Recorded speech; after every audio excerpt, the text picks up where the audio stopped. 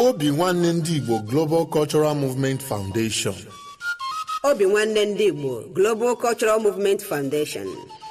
Ebumnobi anyị iweghachite ugwu na nsọpụrụ ahụ eji mara ndị Igbo n'ala Igbo. Ime ka ihe ndị ahụ eji mara ndị Igbo chahapụta dịka ugo site n'inwe mmụọ nkwado na ịhụkọrịta onwe anyị n'anya. Ịhụ na ahụhụ na mkpagbu dum anyị gabigara na mgbe gara aga bụzi nke echefuru echefu maka otito na ọdịmma nke ọdịnihu ndị Igbo.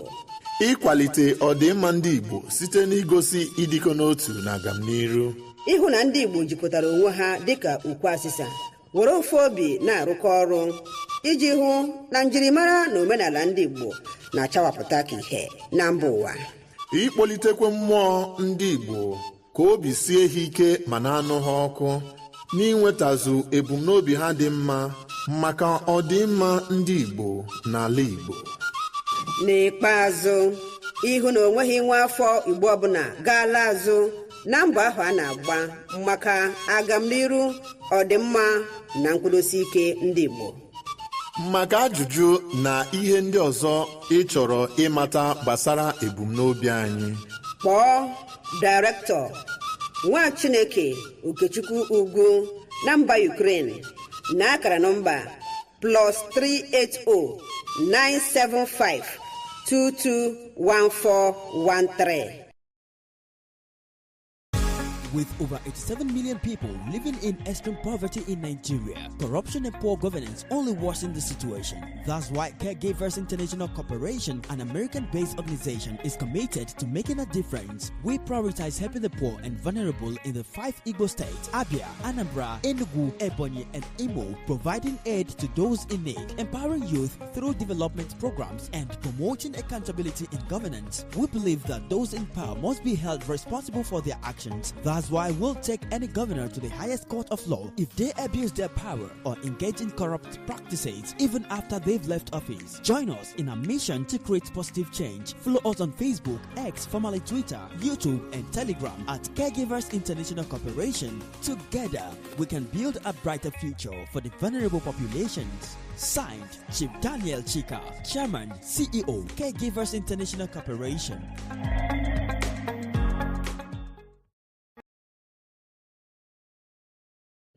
Obinwannem Global Radio. Ịkwalite njirimara na omenala ndị Igbo. Obinwannem Global Radio. Ijikọta omenala na ọdịmma ndị Igbo.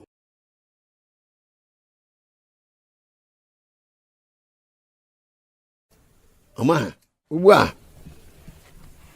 Chukwu am na-akpọkwa ka m na-akpọ. Anwachi Igbo ga-adị. Igbo ga-adịkwanụ. Onwe iberibe aha bekee butere anyị, Chineke ekwere ka anyị na-ebu ya. Anyị ga-anọ n'omenala anyị, bekee nọ na nke ha.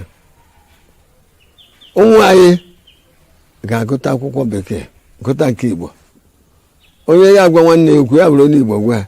Adị agwakwa ndị bekee were onu bekee gwa ha. Aja obodo na ha n'Igbo were onu bekee gwa ha. Ọ bụ onye hụ nwanne ya asị fere onye hụ nwanne ya fere. Ndị Hausa anaghị asịrị ibe ha, Yoruba anaghị asịrị ibe ha. Emere ndị River na ndị ọzọ anaghị asịrị ibe ha, bụta ọ bụrụ ndị Igbo fere. Ema onye na-asịrị ọnụ ihe kwuru ma ọnụ. Chukwu anụ ma yọgụ ka omenala Igbo mụmụ ichie ụmụnna bụ ike na-akwado m ekwadochie ike ka ihe Igbo na-aga ọfọ aga esiri kwesịrị. Ugbu a ihe anyị nọ agụcha n'ọjọọ ọwụwa ya. N'ime ọnwa a achọrọ m ka Igbo niile, Igbo gburugburu bịa kwado ọmarịcha Igbo ka ọ na-aga n'ihu.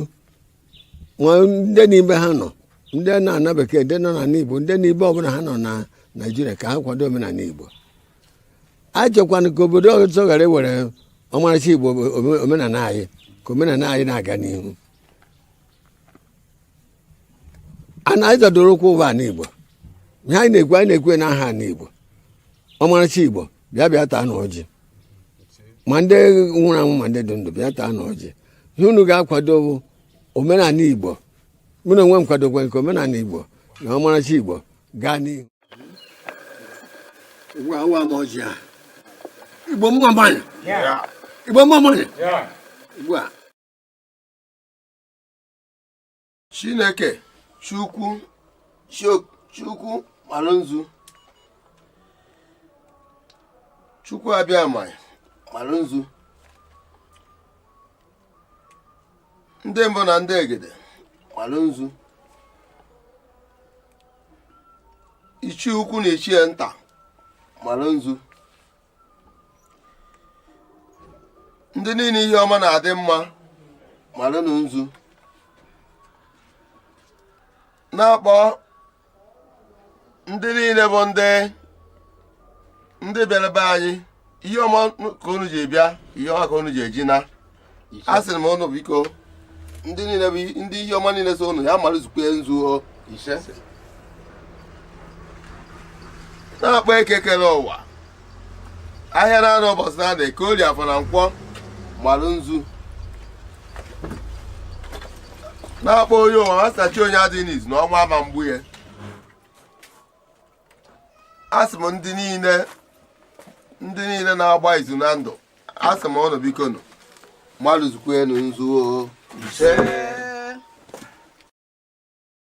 ụmụ Igbo ọ bụrụ na ị na-ege anyị ntị n'onu ma na-ekiri ozi ọma nke anyị na-ewetara unu na ozi ndụmọdụ na ịgbazi ọnụ nke anyị na-ewetara unu, biko ka ị na-esonyere anyị na YouTube, na-esonyekwara anyị na Instagram maọbụ na Twitter maọbụ na Facebook na ọ na webụsaịtị nke ndị Obinwannem ka anyị wee na-ezinye abụ ozi ka o si wee kwesị dị na-adị, maka na oge erugo mgbe anyị ga-ebupụta ihe nke njirimara Igbo na asụsụ Igbo na omenala Igbo na ihe gbasara ndị Igbo niile n'ụwa niile, ọ kacha ihe anyị na-achọ bụ Biafra.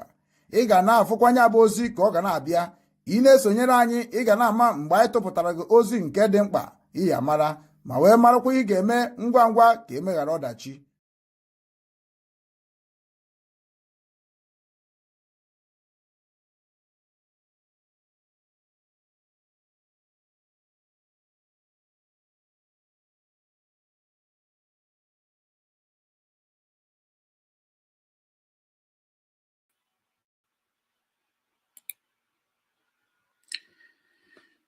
Igbo bụ Igbo ndị ọma na-ege m ntị, ekenekwa m unu.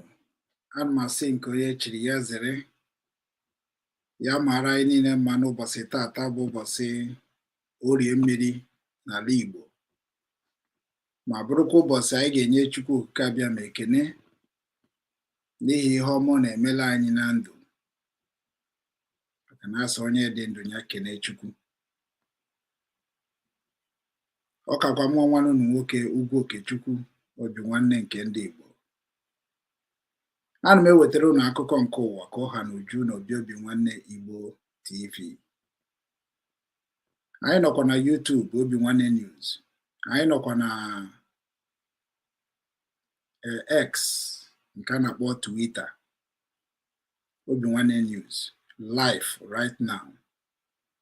Anyị nọkwa na Facebook Obinwannem Igbo TV. Agbanyeghị na anyị na ndị Facebook ka na-agbarị maka restriction ha mere anyị na Facebook na YouTube. Ụnụ mana nke ji wee mara anyị na-blọkụrụ ya, so na nke anyị ji kịta bụ nke ọhụrụ, so ị ga na-enweta anyị n'Obinwannem News. Anyị adịghị ejizi ike apụta, mana anyị na-aplanụ ka anyị nwee deeti anyị ga-eji na-apụta ka ya gịwa na nwoge na-adị awe ka ụnụ hapụ na-ajụ m kedu mgbe mma bịa kedu mgbe mma bịa ọ dị gịnị mere na mmadụ abịazi on the air. Ụnụ mana asị na ndị be anyị si na ọ bụ na onye efu ihe ka nte ofe isi n'ọhịa. Germany nọ n'ime a lot of stories m ga-ebutere unu n'oge na-adịrị anya, mana anyị nwa bụ ụmụ Chukwu. Ihe anyị na-abịa na soshal midia eme ka anyị gwa gị ife anyị gabigere nke tụrụ anyị n'alụ, so ka ọ lapụ ịtụgo n'alụ for ndị the care, ọ bụrụ everybody the care to survive. So oge na-adịrị anya ga-agwa unu maka ihe gbasara German system. So dịka unu si wee mara na anọ m n'ala Hamburg, Germany. Ebe a ka anyị si wetara unu ka o si akpọtụ, ebe a ka anyị si na-ebi ndụ ka o kwesịrị isi wee dị. So tata bụ ụbọchị orie mmiri, anyị na-ekene Chukwu kere n'igwe kee n'ụwa, mana onwe onye ekerie. Otu Chukwu ahụ, otu Chukwu ka ụwa niile ji wee biri. Mana ịma na abịa n'ezinụlọ enwe ndị a ga-aba mụcha ha bụ nsogbu dịrị ezinụlọ. So ndị bụrụ nsogbu dịrị ụwa bụ ndị si na Chukwu na-ezi ha ozi zie mmadụ. Ọ ndị ahụ bụzi ndị na-eme ka ụwa, ka ndị bi n'ụwa mara na enwere class by class people, enwere grade by grade people n'ilu Chukwu. Enwere ndị na-anụ voice Chukwu, enwere ndị Chukwu ji eje ozi, enwere ndị Chukwu achọrọ ịtụpụrụ ọnụ n'ụwa a. Onwere ndị Chukwu achọrọ ịtụpụrụ ọnụ n'ụwa a. So ọ ndị a Chukwu achọghị ịtụpụrụ ọnụ, ndị a Chukwu bụrụ ọnụ, ndị a Chukwu si ha taba afọ ụwa.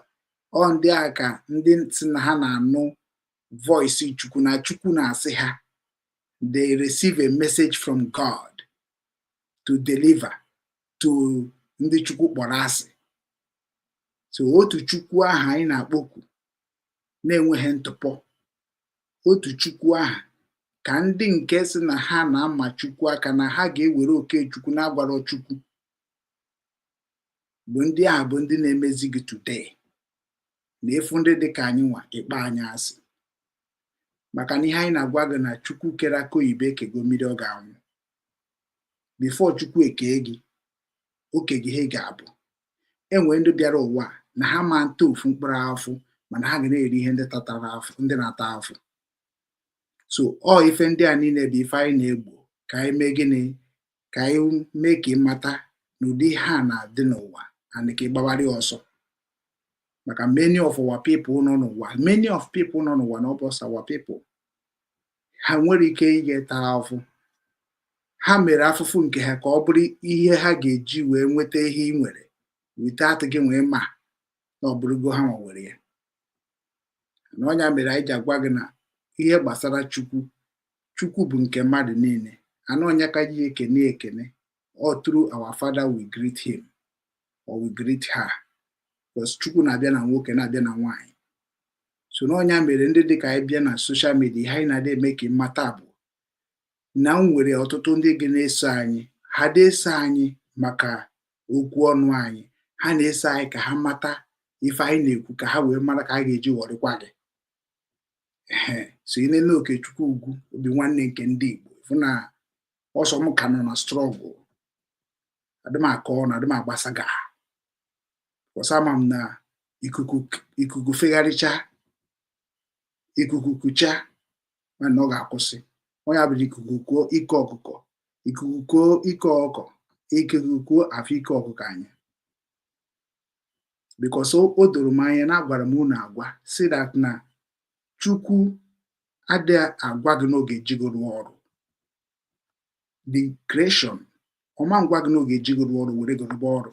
And o were goroba ọrụ, it is by must. You must be preaching his message. And preaching the God's message is not by business. Mụ sị na Chukwu ji m arụ ọrụ. No.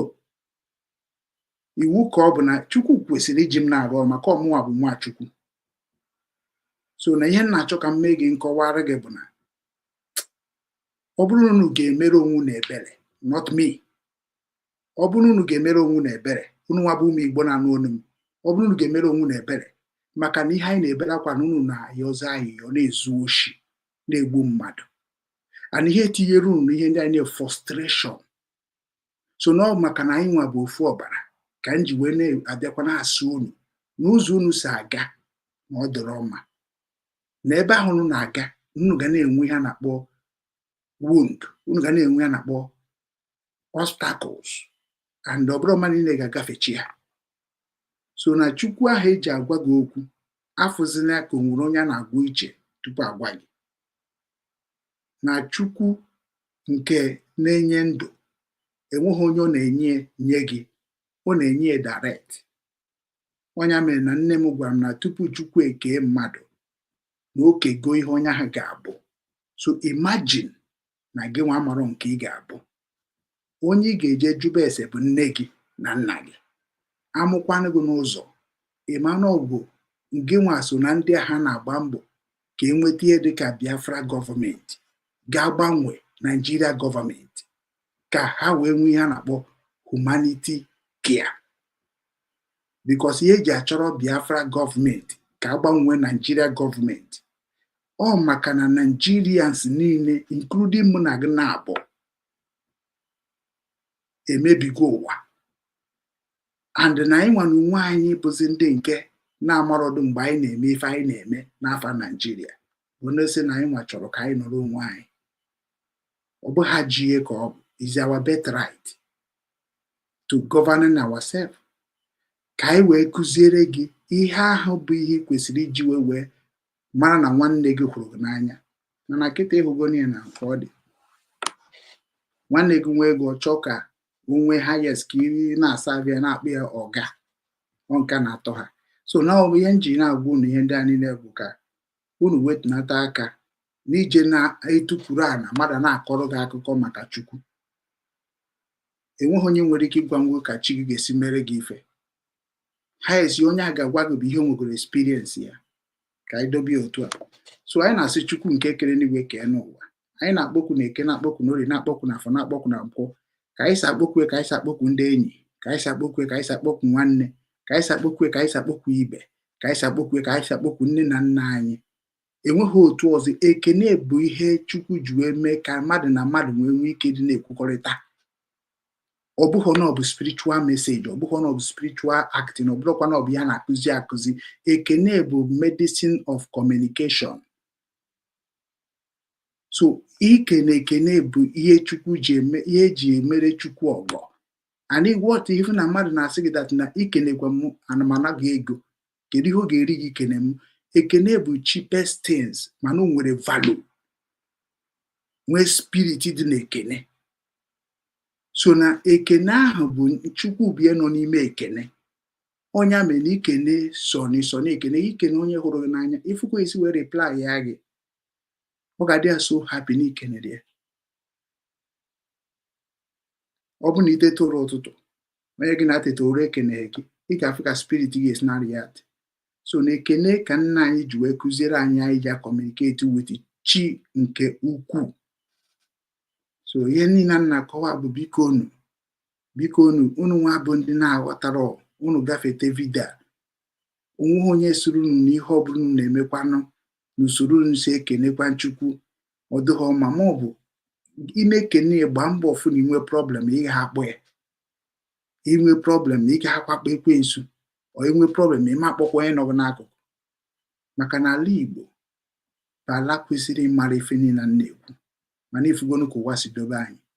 So na anyị na-ekwu ka Chukwu mere gị amara, umele gị amara ka iwe mata na ịbụ nnukwu mmụọ, na ịbụ mmadụ, na ịbụ chi nke ụwa, ịbụ chi afọrọ anya, n'iso na ndị agha si bịa dozie ụwa, bịa jụọ ụwa mma, bịa mee ka ụwa mara na ndị ebube.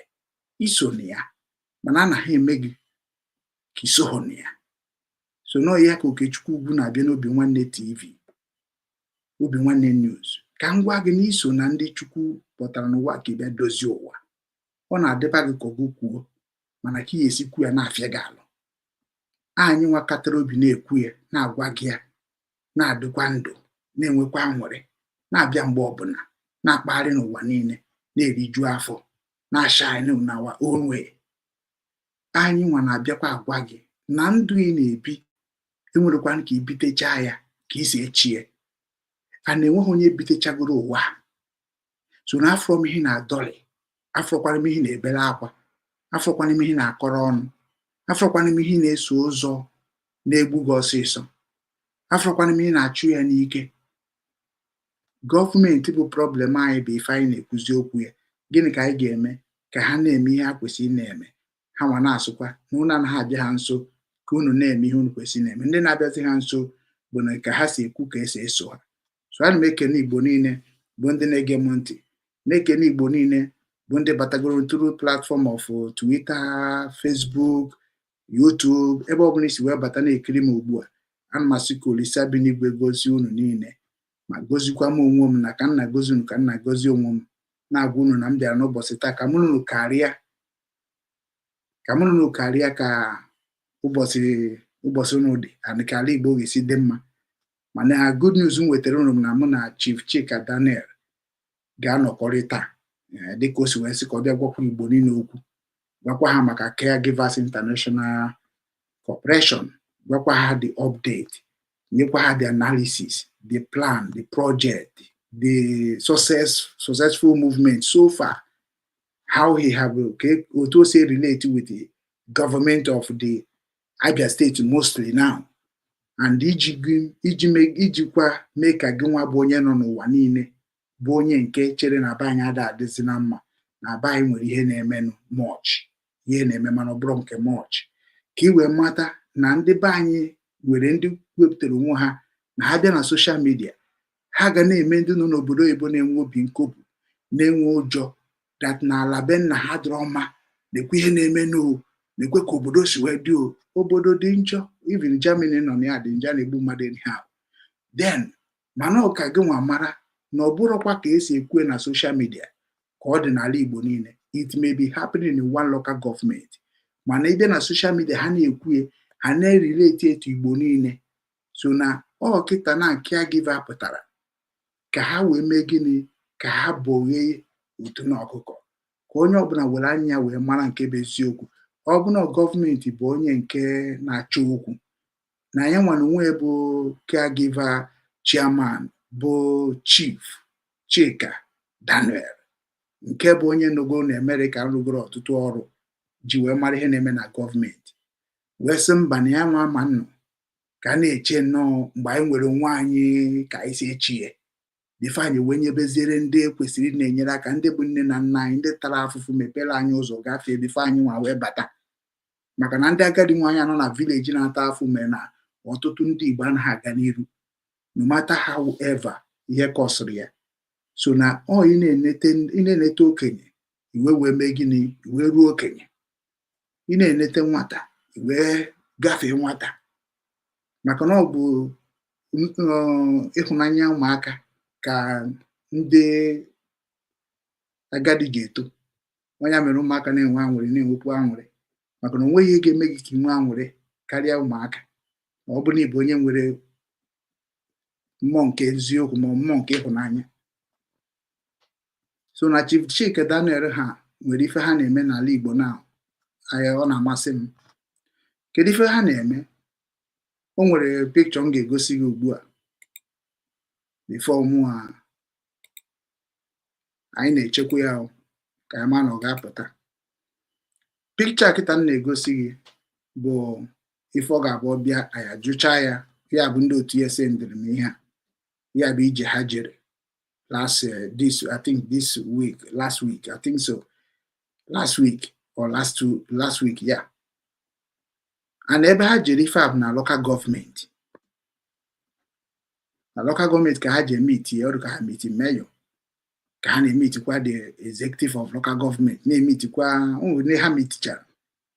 So ndị ahụ bụ ndị na-ajụzi ndị local government na-ekwe ihe na-eme n'obodo, na ọ bụ na anya unu anaghị erukwa ebe a ka anya unu na-eru ya, ọ bụ na ntị unu anaghị eru ebe a ka ntị unu na-eru ya. Na Caregivers volunteer n'onwe ha ka ha wee bụrụ ndị nke ga na-eje n'obodo mara ndị na-atụ n'ọnụ, ka a mara ihe gọọmenti ga-emere ndị ahụ na-atụ n'ọnụ, na ọ bụrụ ndị nke na-apụta na social media na-eti mkpu charity. Ụmụnne anyị ma mụ na gị na-abụ n'obodo oyibo a na-atụkọ ego na-awe na akaụntụ, iwecha na akaụntụ ewere emere saga na Facebook, onye rie ma onye riho, onye kwuo ma onye akwụrụ, ihe na-ema na-ebe. Mana gị nwana nwoge bụ onye tara afụ sendị ego ahụ, onye ka ya atazikwa n'ụta, onye abịa na Facebook gbaba wụọ, onye abụ onye oshi, onye abụ 419.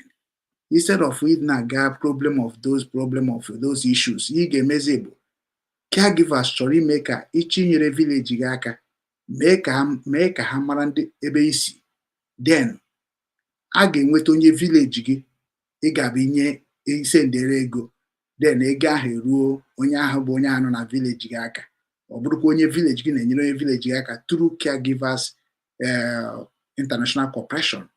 So onye nwa ga-eme ka ị hapụ ịdị na-eche na onwere ihe na-eme n'ala Igbo, na ị ga na-enweta message from your village. You don't need to suffer because so gọọmenti anyị niile bụ gọọmenti. So anyị need ije na-eche gọọmenti ka ọ bịa kụọrọ anyị aka n'ụzọ nye anyị ife anyị na-achọ. We all need to work. Anyway gọọmenti anaghị emete, ị na-egosi fa from ndị ọ na-atụ n'ọnụ ebe ahụ.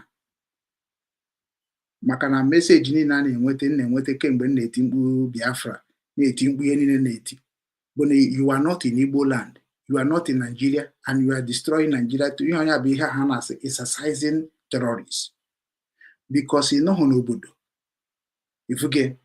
So anyị nọrụgodo n'obodo, ị ga-aghọta ihe obodo na-eme. Brain anyị nwa bụ ndị n'obodo oyibo ji ekwu okwu na ihe anyị na-afụ na mentality anyị na ndị nke nọ n'ala Igbo abụrụ ofu. That is why ife niile anyị na-ekwu n'ọnụ na Facebook ka ndị nọ n'ala Igbo ka o wee dịrị ha mma, dokwara anyị nwa bụ ndị na-agbakwa mbọ n'ala Igbo ka ọ dị mma, ka ọ dịkwara anyị na mma. Ndị nọ n'ala Igbo iwe ọchịfefe na ha adịchaghị serious. Ị na-ekwu okwu ya dị ka Biafra ịfụ na ndị na-anụ ya bụ ndị nọ na social media achọghị ịma, maka na ha nwere ebe ha si erite now from all those video ha na-eweta si akpọrọ content, but that video ihe ọ ga-consume in future.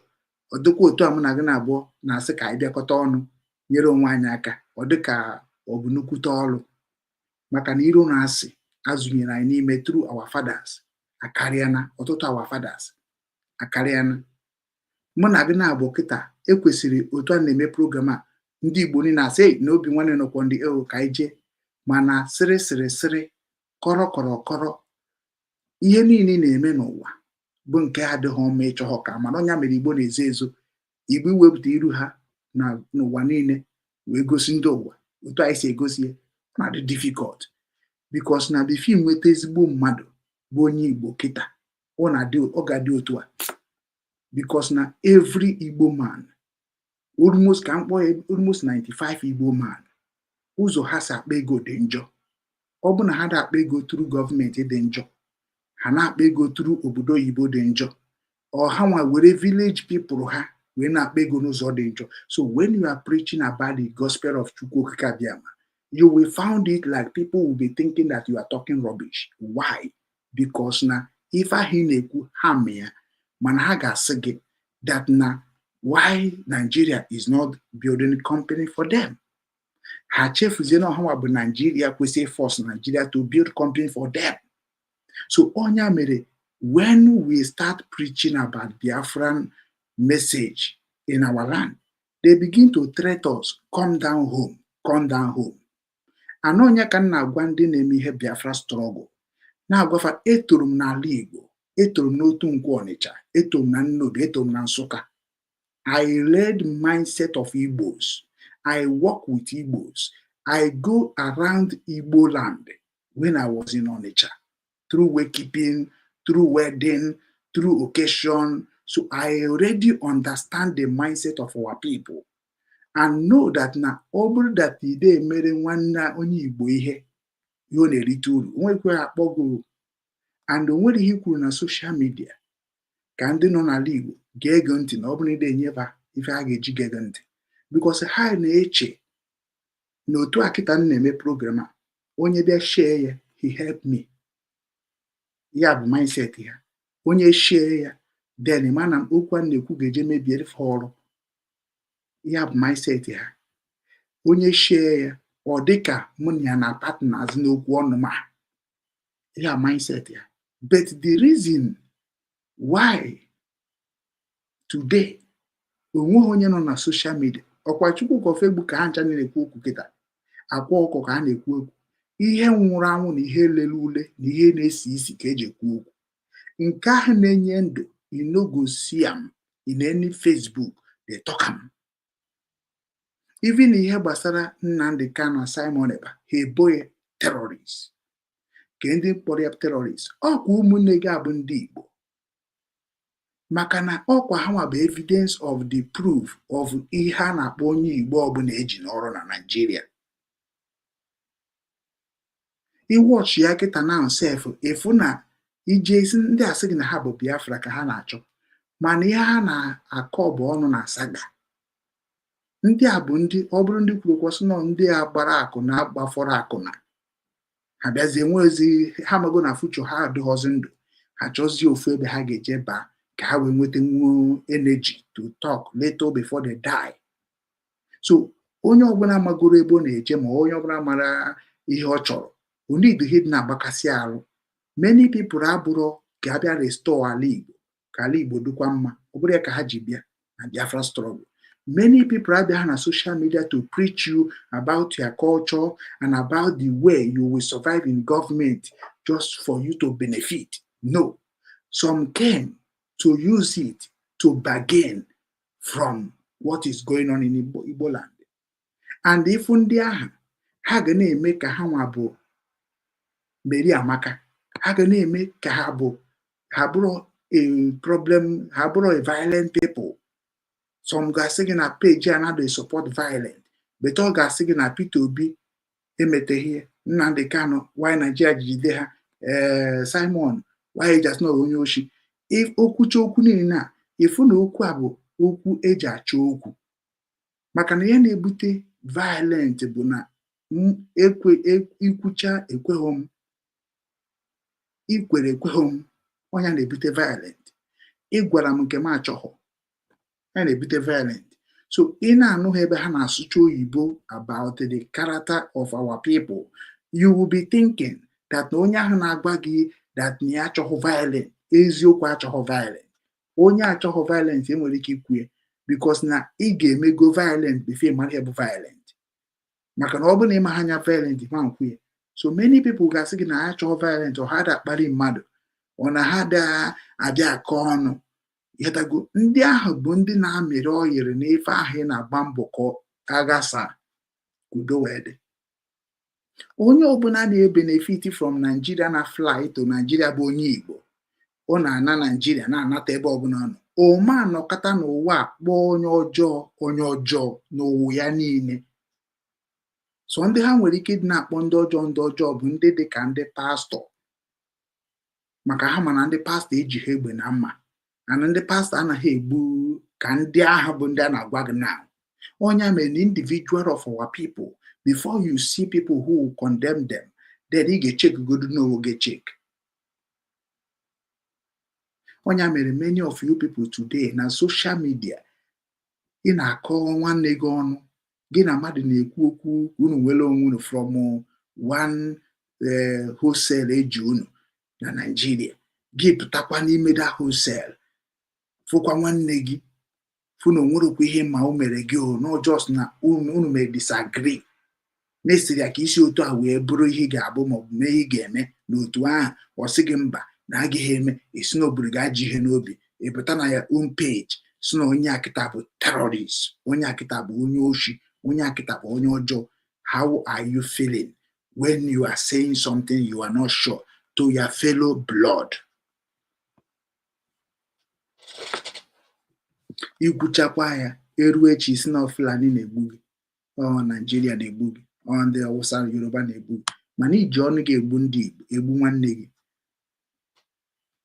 Onye mere nji agwa ndị be anyị si ha na isigoro na mmadụ na-eme ihe ọjọọ, gbaa mbọ fụ na iji evidence ya. Ọ dị very important. Many people ga-agba ọsọ na social media. Ana m ekwu ma agwawo m nwere 6 months ebelebe ebube na the whole Biafra struggle. Ọ na-eme ka ọ na-eme.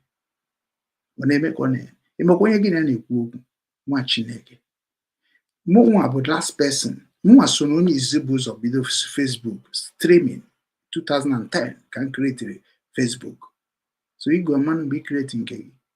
So aga m anọ ebe a ndị a niile mbụ ụzọ bata apụkwa.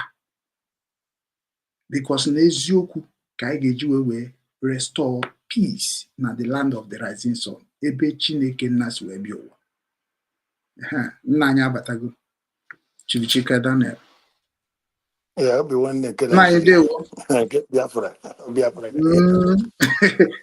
Chief. Take him. Adịkwa m mma ke ka lọlọ na ụmụaka mekwa. So what draw? In short, I will meeting in do team we meeting. So by 9 o'clock at this time now. So but well I not I test here Zoom. Come on Okay, Zoom I gonna use the Zoom when meeting. the meeting anyway, yes. Okay. Instead of Ịdị na-aga na WhatsApp. WhatsApp. What I go? Yeah. So now when that is all the Zoom testing yeah end for in 10 minutes. Okay. Here Ngwa na nsogbu adịrọ. we join is in Korea. So in about 12 minutes I will but I know. Okay, nna m. Thank you. Onwe nsogbu. Ngwa m. Daalụ. Yeah.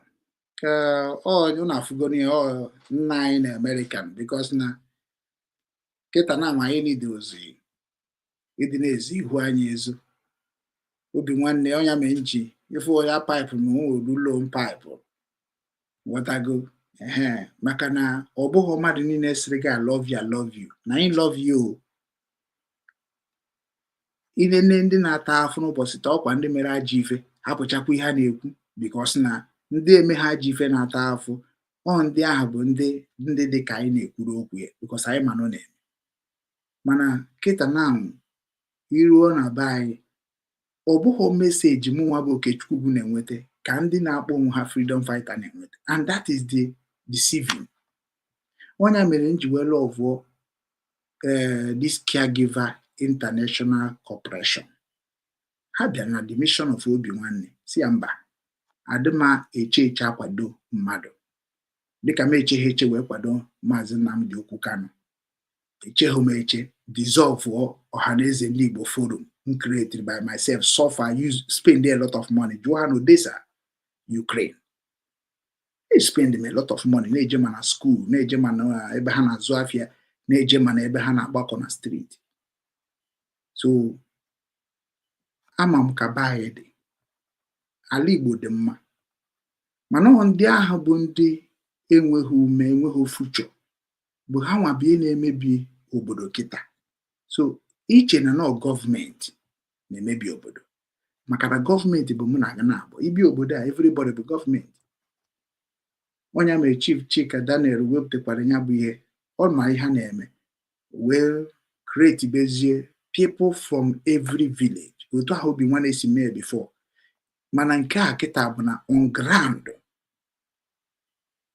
which is ha ncha bụ ground ka ọ dị before mana ịmagono ndị Obinwannem sponsor gode na-azụ because ihe mere na nke Obinwannem continue bụ sponsor and the character of so many people furu ego maka o nwere onye ga-anọ n'Obinwannem mgbe ahụ even ma this caregiver ọ socha na ihe nna m na ya na-ekwu okwu ya ọ na-aghọtakwa because eji m past experience na-agwakwa ya this caregiver imepe kịta nwere people batara na ya for a purpose not even because of that caregiver but ọ bụrụ na inye ha dị ohere ha eme ya input ọ bụrụ na inyere ha ohere ha nọkọta sị gị ha kwụsị ịbịa ọha naba azụ. Many people bata n'Obinwannem nwere ndị afụbeghị 500,000 naira gbakọrọ ọnụ onwe ndị afụbeghị ya so i wee nyezie ihe dịka ebe 1 million naira ka o wee jee mee ife a ga-eji wee promote the Igbo land or bring Igbo's family together. Onye akịta ga na-asị na egudi gumi afụbeghị afụ ka na-achị je wee nyere ndị amaghị ihe ha na-eme aka.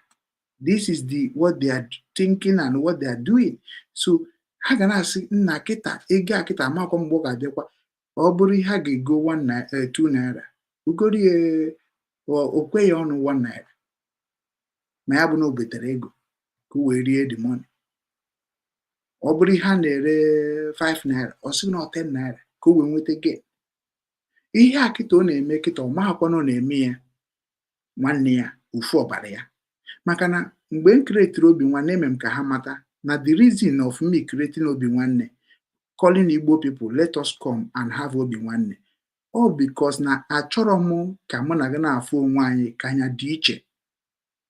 Ọ bụghị matter of bịa kwube freedom. No. First of all, anyị ghọta onwe anyị na anyị bụ ofu before freedom, before even involve ndị gọọmenti. Maka na kịta na anyị ekwetebere na anyị bụ ofu bikos na nkwu okwu na asị m na m abụghọ DOS, nkwu okwu na asị na m abụrọ bridge executive, nkwu okwu na asị na m abụrọ maybe kerigasị ya Biafran gọọmenti member. Then mbịakwa kịta na aka nje kwuoro Naijiria okwu na asị na-erubagoro Naijiria ọrụ. Nwere ihe na-aghọta ya na-akpọ division of labor, division of mindset. Ihe afụgo m since I don't catch am. Aghọtara m game ndị be anyị na-akụ n'ime ndị be anyị, mana m na try nụnụ ka m mee ka ndị be anyị ghọta, ha na-agbazi m egwu with money. Onya mere na ndị na-sọpọt ndị agha ifu na-eme ọfụma na charity na be anyị ọ ndị wayo. Ha bute wayo ewere nye ka ha wee bụrụ ezigbo mmadụ, maka na ị mara mgbe i gburu wayo na-ebe ajọ mmadụ. So na ọ bụrụ na ajụba gị ebe ego gị si abịa, ị ga-asị mmadụ ị ga-ekwu, so isi ka igobezie mkpụrụ obi ndị mmadụ. Onye abụda charity ifuru ndị wayo na-eme, ha na-eme charity ha mbọsị ị ga-ejide ha, ọha ma bụ ndị izi ga na-asị gị release am ọ na-enyere anyị aka, dịka ihe agha na-agwa akwa ọkọ na release am, na ndị na-akwụzi ọnụ n'ọba, ndị anaghị eri nri n'ọba, ha echefuo na gọọmenti kwesịrị ịdị na-ekwu na-eme ihe akwa ọkọ na-eme. Gọọmenti kwesịrị ịdị na-eteke care of ndị ọba, mana ha emeni ọ bụrụ individual. Ha chọghị dị mma na individual ahụ na-emefe oke n'ọnya ka gọọmenti jide. Bikos na ọ bụrụ na ijekwuru gọọmenti na ode eme ọfụma, gọọmenti ajụọ oke dịka ọ ga-esi mebe ọfụma. Ọnya mere caregivers na-ajụ ndị gọọmenti na-ekwe ihe na-eme n'obodo na-adịkwa wee. Ha sị na ha dị awee, bet na kekwa na ezigbo mmadụ ga na-arụ dị ọrụ, maka na na-ezi a na-enye ọ nọghị enye, ọ na-erukwa aka. So ọnya mere caregiver ji wee bịa kịta ka o mee ndị ọtụtụ villagers integration. Ya na-akpọ na Germany bụ integration, ka emefe integration bụ na that group ha nọ dịka nsi wee mebu ndị be anyị integration, bet na frustration dị mgbe ahụ dị too much. Atakwuodu m ụtọ ya memụ adịghị ewese ndị Obinwannem iwu les na ndị chọrọ ịbịa n'ụsa papa họg, ma ịbịa bịa gbaa m ụgwọ ma mara ebe mesi weta ego meriho nọ, maka na ji m ezigbo obi m wee sụ ụwa ndị be anyị na-ata afọ, nyere na ha aka. Ụfọdụ esi maka my holiness wee weta ego onye ha richazie. Ọ bụrụ na ị nyere nwanne gị karịa inyere onye Igbo aka, ma ọ na inyere ndị Igbo aka ka i wee nwetakwa bad, ịma na eburu ezigbote onye Igbo. Maka na ọ bụ na mama gị si gị nyebe ihe o nyere gị, ịma nyechi ya. Ọ bụ na ndị obodo gị si nyebe gị ihe ha nyere gị, ịma nyechi ha. Ọ bụ na onye Igbo si gị nyebe ihe iji bụrụ onye Igbo, ịma nyechi ya. Sometimes ka anyị hapụ ịdị na-afụ na emeela onye Igbo ihe ọ dị ka anyị etufuru ihe etufu. Ihe a part of your life. Ịnwụ ọkịta ọkwa onye Igbo ahụ ị na ha sị na o kwesịghị iri ihe gị, bụkwa onye ga-ebere gị akwa, tiere gị mkpu, wishie gị good luck. Iwu gị Chief abatago. Chief ndewo. Na-adịkwa mma. Tata anyị jere o nwere Africa, a na-eme African Day na Germany on 12th of this month. So and mana African Day nke ha na-achọ ime magoro ndị Ghana mostly bụ ihe na-prepare ya. So the thing na-agbacha mfa. So mgbe m bataziri wee chọpụtasịa some things, mụ abatazi anyị na-ekwuzi ọ bụzi na through football to vacancy. So o nwere New Rangers Football Club and Cultural Organization na ebe a, bụkwa onye ebe anyị registara ya. So which ọdụ ebe a since, and the government ma ha sị ndị na-agba bọọlụ, and ha na-agbakwa professional ball. So activity ha adịgo legal. So mgbe sizi ha si ya na ọ kakwa mma na anyị were that one ba gọọmenti ime ọmụgoro ka anyị esi chenji afa ọ bụzi ọdịnihu. So ọrụ ihostru kịta na ọnọkọ ha ma hostru the boss aka ochie. So anọ na mụwa bụ the media director ha, and also PRO ha, onye mgbasa ozi ọdago, bụrụkwa motivation speaker. So agbara bọọlụ taa na field anyị.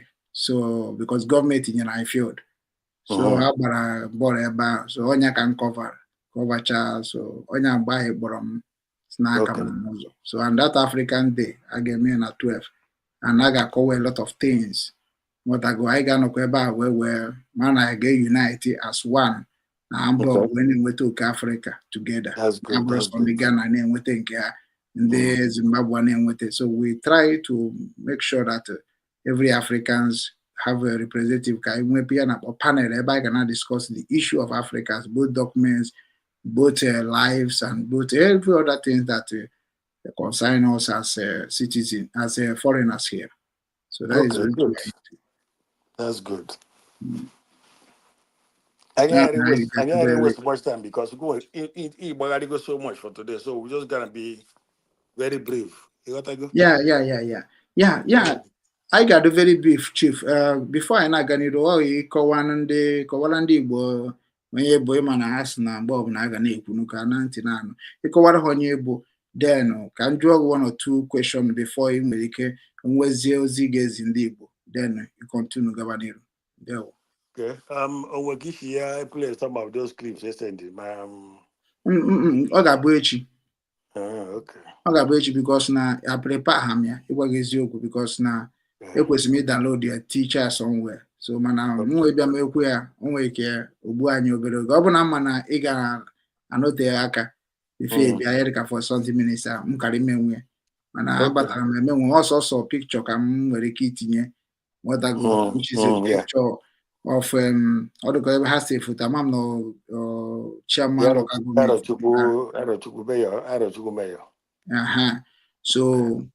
So ọ nke ahụ nkịta na-abụ ihe m ekwu because the picture dị ya nke a ka nkabara download sharp but nke ọzọ ọ ga-abụ echi. So mmekwu maka achọrọ m ịjụchakwa ndị member of caregivers ajụjụ because o nwere ihe that man kwuru ebe ahụ mụnwa getekwara ịghọtago.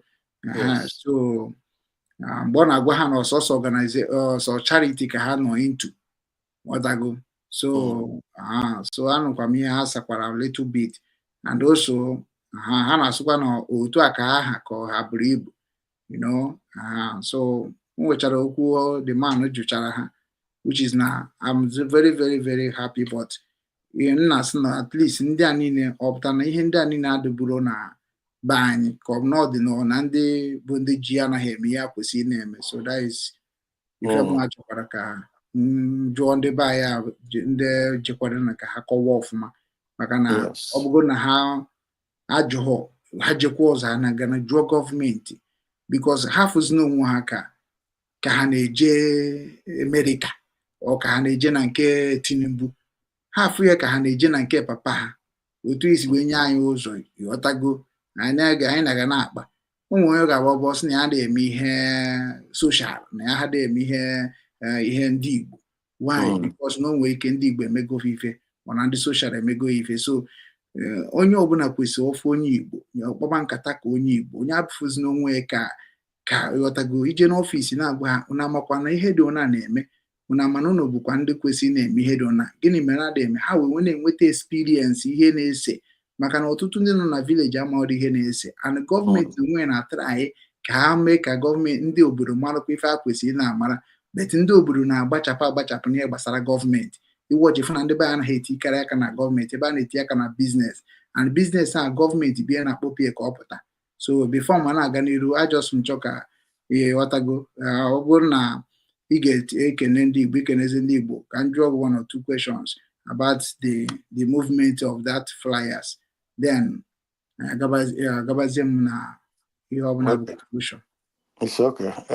First of all, ekele na time iwofte ibe niile bụ ibe a na-agbọ volunteerism nwere ụgwọ a na-akwụ onye mana iwofte time, so I appreciate that. Ana m ekele onye ọbụla nọ na this program na-eme ka malinaji na ibe anyị nọ na ya bụ inyere ndị mmadụ aka and they empower our youth na ndị Igbo anyị at least na 5 states Igbo states anyị nwere na Eastern Nigeria. And actually, I still know what I did more Apuezi. So now one of the main reasons you were media. I go to Sean and Dubai and do I go na go. I'm with two sets of people I na target. Do my agadi work and I got the one. Only some of them, majority can over some. But what they look at 75, 80, 90, some 100 years old. Majority of them when Obunwoko what is Munya. What I'm walking one or Bosawan on one. What do more I am with Woody. And the word remember more one or Blusawan on one. At the age of 75, 80, 90, Kadibo Yanka Yemezi. Or as ye being one of the talkless of Ijel or quality or Gary. Abuna million, Abuna Nduna Boss, good Samaritan, not the area million. A madam million, I watch my Ago Milli Goya. I had an agent with 2 million. You see, so now this type of people can actually come number one set. Then the second set, Bundo, Club and Abo behind. Again, I have already seen many crimes in an committee and a buying. Oh, we give an alo. And then we occasion what they gauge you. I give it no natural. He be a choria. Let I go. What do you actually carry even after no bush? Ezo. Onwe kwa Colombia watagolo Colombia Cherokee anwo yi nwanya ọ ga na-emete mma na-emete gwe. Ila nkwa ọdụkwa na ndị ụmụ abụọ bịa. So and for that reason ibe ya pa isi niile mbụ na onye ọbụla nwetara ọrụ ma onye a ngụcha akwụkwọ. Ọ bụrụ ndị ụka agụrụ akụzielebe ọrụ aka nyewe ego ya eji na-eje bido lụrụ ya. Enwere ndị na-amụ mechanics. Enwere ndị ya amụ mme isi. Enwere ndị ya amụ online trading a na-emeche. Onwe ndị ya amụ esi akwa akwa. Onye ahụ ụfọdụ na-amụ akwụkwọ ibe niile nwere ụfọdụ agụrụ elementịrị chacha mana ba ya eme amụ ibe ndụ ama na-emete mmanụ ya na-eri iwe. Integration. Ụfọdụ ya amụ ka esi ele fruits. Eje na oje n'ime ọbịa ogoteche fruits dị iche obodo na-eri ego dị ya. So ibe ndụ niile bụ iwe enwere ndụ nke ahụ. Ya na ndụ nke gụlụ university gụchaa nwere ọrụ enwere. A na-achọ ọrụ ma ọrụ adịrọ. So achọta na onwe ma chakwụfukwuru onye nwe ezigbo ụgwọ. So otu ndụ ahụ iwe anyị nwere nke mbụ ndị abụọ bụ ndụ dị unemployed graduates nọ na-achọ ọrụ. Anyị nwekwara opportunity, anyị nwekwara program for them. Program anyị nwe for them bụ na anyị ga-empower onye ọbụla bụ a graduate 1 million naira. That 1 million naira empowerment ahụ anyị ghara enye one time. Maka na inwe ike were enye one time o were egbo kasa. So na ọ bụrụ na onye na-amụ ele esi eme isi for instance o webụ na ebe ọ chọrọ ma ọ chọrọ ịmụ cosmetology ele esi epenti ụmụ nwaanyị iru na ibe ndị ọzọ abịazie anyị ya oje agbalị ebe ahụ nwetara ya bụ ebe ọ ya amụ ya amala ego na-eji ya amụ ya. Ọ bụ na ego ji ya amụ ya bụ 200,000 anyị eririzi erie 400,000 n'ime 1 million. O were 200,000 je kwụọ ụgwọ eji amara iwezie 200 wee na-agba moto na-eri ibe wee na-eje ya bụ ọlụ na amụ. Nke ọ mụchazie ya o wee bụzie nọọsụ ka o emeghezie okwu ebe ndị onidi ego na onidi ka o wee go iwe ji ebido ọlụ ahụ. Ọ bụrụ na iwe onidi ka o bido ọlụ bụ ya kọsụ ya 400,000 anyị enyesi ya enyekwu 200,000 nwere na ọ bụ 600 ego ezuo 1 million. Ọ bụrụ na onye na-azụ ọkụkọ ise 1 million ka anyị mapụ ya for the person. Onye ebe dị ka ebe 400,000 o je mezie ma ike ọkụkọ ya nọ ma ọchị ma ọchị ya ma nri ya ma ọkụkọ na onwe ike anyị azụ ya bụ ọkụ. O nwere ike site na ya chọrọ njezi chịta ọkụkọ ego ole ka ị nidi ọchị ya nidi ebe 300 enye 350 o je chịta ọkụkọ wee wezie n'ebe ndị o mechego iwere ya 350 wee jekwuru na 400 enyegoro ya bụ na ogwego 750 na 1 million not suppose ka o jide. Anyị ezie ya ego nke ọzọ wụ na ha bụ ka o si azụ ọkụ. Enwere ndị inspectors anyị kọmiti anyị eset ya monitor gazie monitoring inspectors wee ga-eje na monitor iwe stages onye ahụ na-eme ndị elu ochie eme ka adịshọ na o tinyere ego na wrong place. So nke ahụ dụ so na the other program.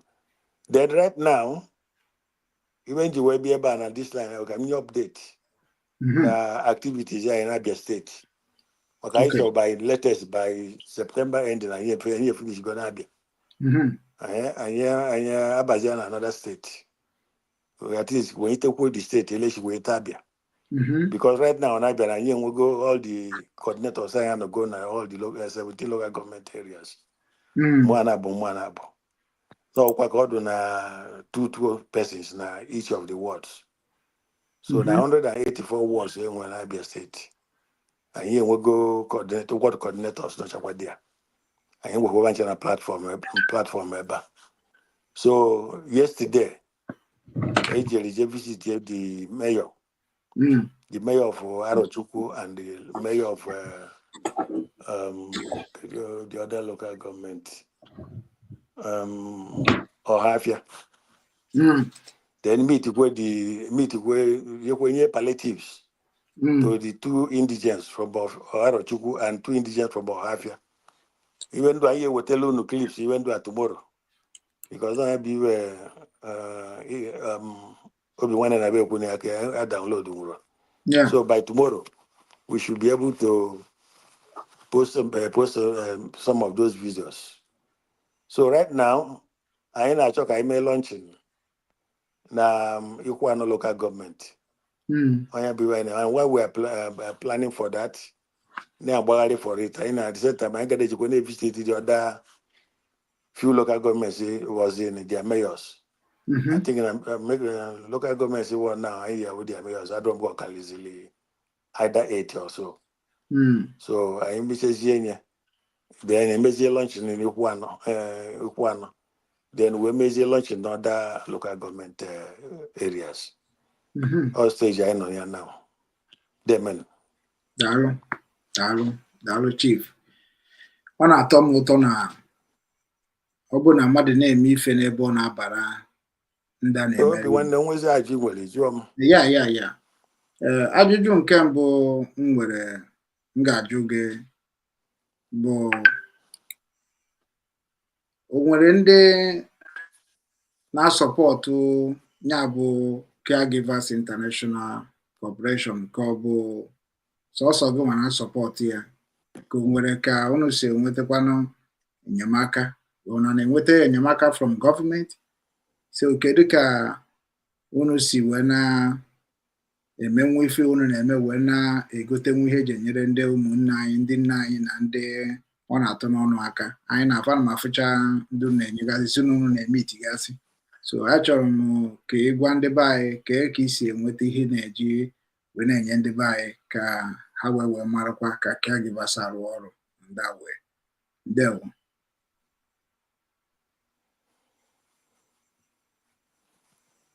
Ya Obinwannem anakwa mma n'iwi na-ekwu. Ị nụrụ ihe m na-ekwu? Yes. Na ma na ọdụkọ voice o nwere nwa problem. Okay, ọ dịgo mma kịta ka Okay, ọ dị okay now. Ọkwa ọdịgo mma? Yeah. Okay. Asị m na achọ m ka ị gwa anyị ka isi enweta enyemaka dịka ị na-enweta enyemaka through gọọmenti ndị Abia steeti now eji egote ihe ndị ị na-egote enyegasị ndị ọ na-atụ n'ọrụ na Abia steeti and ka ọ bụ o nwere ndị gị na ha n'ụwa na-agba mbọ na-eweta funds eji enye aka ka ọ bụ unu nwa na-eme ya n'ime onwe unu ka ọ bụ sọ gị nwa na-akwado? Ndewo. Yeah, meanwhile, Tobuka emewe dunia because actually them can launch the local government. Before I were during the period I made the launching.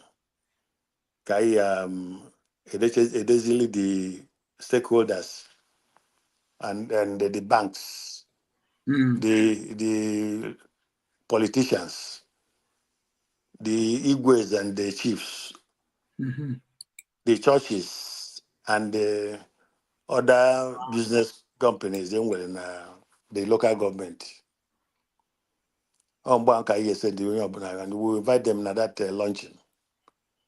abịazie that launching onwezi iwe onye ọbụla nwezi to donate onye a nwee donate wezie mana meanwhile anyị ka na-emegodi nke anyị n'ihe pawa nke anyị ra ka edushon anyị saturate the 17 local government areas in Abia State first. Then like anyị launch anyị nabachi ime na Ikwuano. Anyị na-eche ka the mayor nye anyị date between the next month and September. So onye anyị date anyị ataipezie letter. Anyị ataipezie letters. Ndị otu anyị ebedozie nyebezi onye ọbụla ndị ọbụla letters about that launching. Then during that period, government in a way abatania because on a field like I got no me. And at the field I got no me, I get one oche, I get one canopy, and so on and so forth. And then don't can you get palliatives that very day. I get any butter and don't care what he keep young. So that that same day I some of them palliatives. I went to tell some of the youths. The same day I can that Ikwuano local government. The same day I can. So now the launching. After the launching, then government here mazi everybody is here better. Okay. Okay. This launching in a Ogabo local government by local government, Yabi. I get me go to Ikwuano first. I me go to Ikwuano. Then after that, I was Gazia through the secretary of Algon. Yeah, the secretary in charge of all the local governments and mayors. Abia State. Yes. I was the Chikotazia, the 16 local governments. Maybe one day. Okay. I'm not going to go to Ikwuano. I will go to where first. Okay. And na plan na that Abia na that launching. Get this proposal of what people need from government. Exactly. That launching the fundraising guy, I got paripas at the same time. Okay. Yeah, that very launching, that very day, launching, fundraising, donations, I got at the same time. Okay. Yeah. Okay. And Oburu and the caregivers, members, general local government. Na Joes, they can meet lawyer and mayor or meet a secretary. Then afumaka local government. Yeah, executive directors of their local government. In a Kawane meet go, New for 8, at least a meet go. Abia State, they can have 13 local government. Go how many? No, Abia State was 17 local government areas. Okay, 17. Or Bonnie. The 13, if I'm not mistaken. So Abia State was 17. Okay, Yes. 17 local government here. Then Abia na each local government. Ndị youth ahụ bụ ndị nọ na local government, like ndị caregivers bụ ndị local government of that place. Ọ bụ na ha je na government na nke mayor.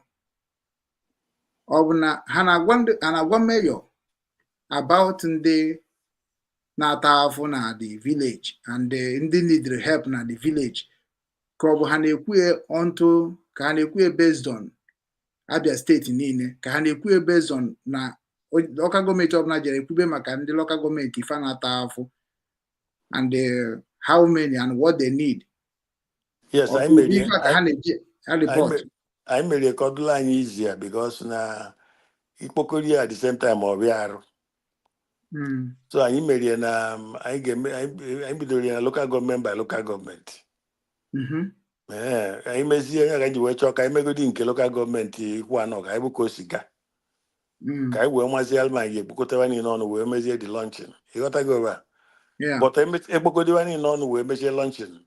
Even basically take care of the indigents and the unemployed youths. Needy. You got to go. Now do only in the Gabu local government by local government. Go where the line you when we can locate one job from like now. And email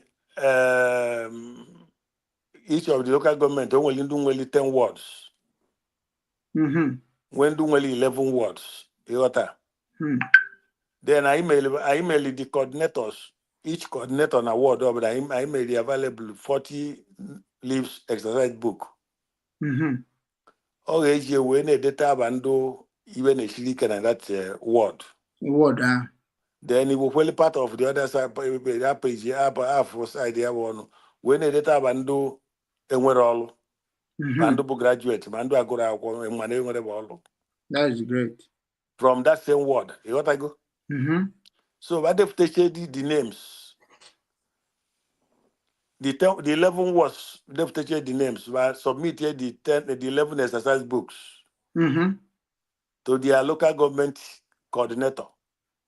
Then their local government coordinator will forward to our national data director general, the in charge.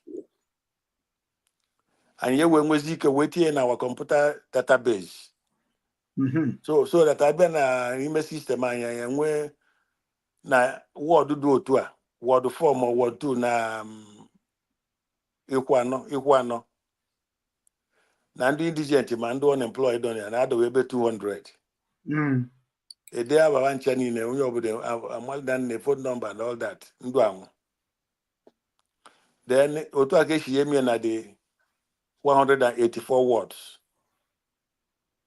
So na ọ bụrụ na ewetere 200 na each of the words. Bụ ndụ anyị nidili inyere aka. Ịghọtago? Yeah. Anyị bịasịa atasia 200 and by 184. You might go go number na-ekwu a lot. So my name and overall total number the word A nwete ka word B enwete. O when can we 100? When do can we with 200? When do can we with 50? Because of popularity. Because of the population of the population. The word. You got to go? So that's the way we plan to do it. So list here now, what they say I collect is will but I mean do I need aka kita? Because I can with much fund to get out. Do I need aka kita bundu need the emergency relief assistant. Okay. Yeah, and do kebo na ibu who belebe maybe self.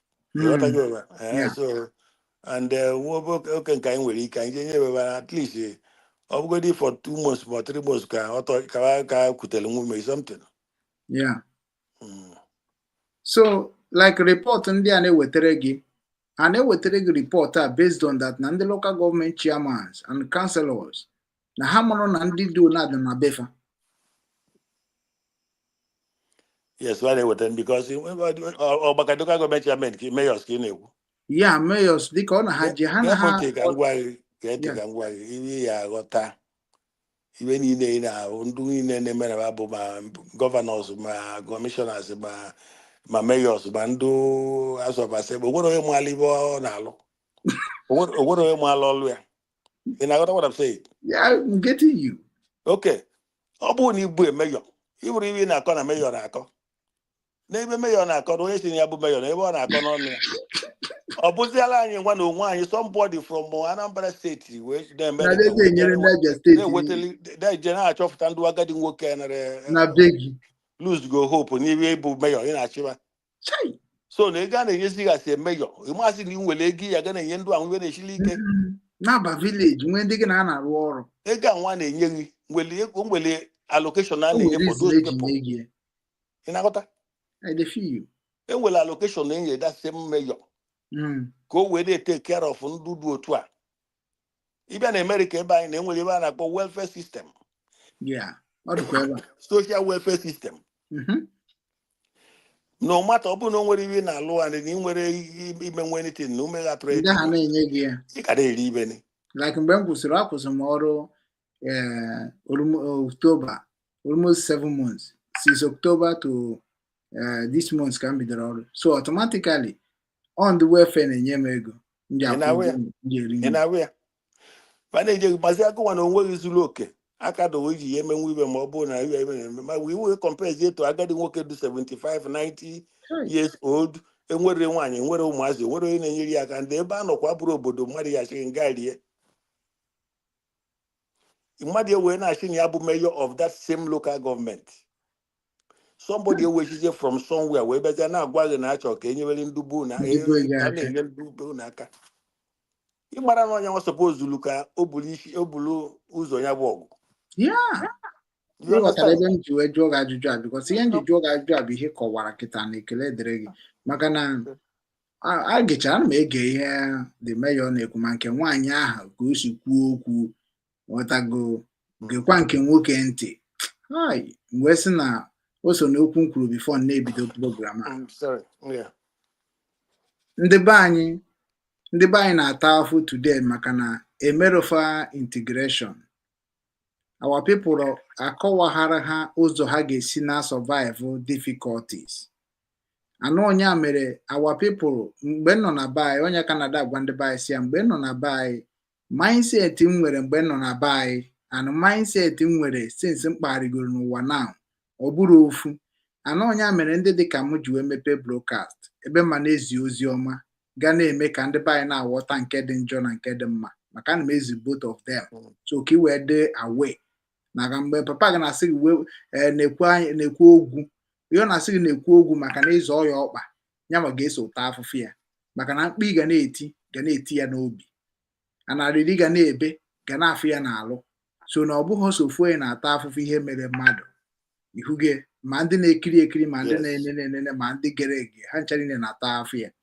ịbịa na be anyị kịta many of our people onye mere caregiver ọrụ caregiver na-arụ kịta dị very very important ọsọ ndị ghọtara na ihe na-akpọ human right care bụ ihe ga-aghọta ihe na-eme anọ ife a bụ ife nna ayọ kedu ndị ga-ewetu obi ana wee ghọta ihe obi nwanne na-etiri mkpu ya maka na ịbịa na date ikwu anọ ọ maybe ebe n'Abia steeti one local government na Abia steeti ụmụ nwaanyị ahụ ma ndị otu caregivers ahụ obi dị m mma ka ha si tukwuru with mayor then ha ihe a na-akpa ebe a bụ nkata ezinụlọ then ị ga-asị mayor ịbịa na nke okeke a nwezikwa na obi ekeke a na-erizikwa nri okeke bụkwa na ụlọ mmiri na ama ka ọ na-alahụ local government chairman ga-mayor gasị gịnị meziri akọ na akụkọ ọnụ mara ihe merenụ ọ bụ na ọ bụ village ka ọ chọrọ okwu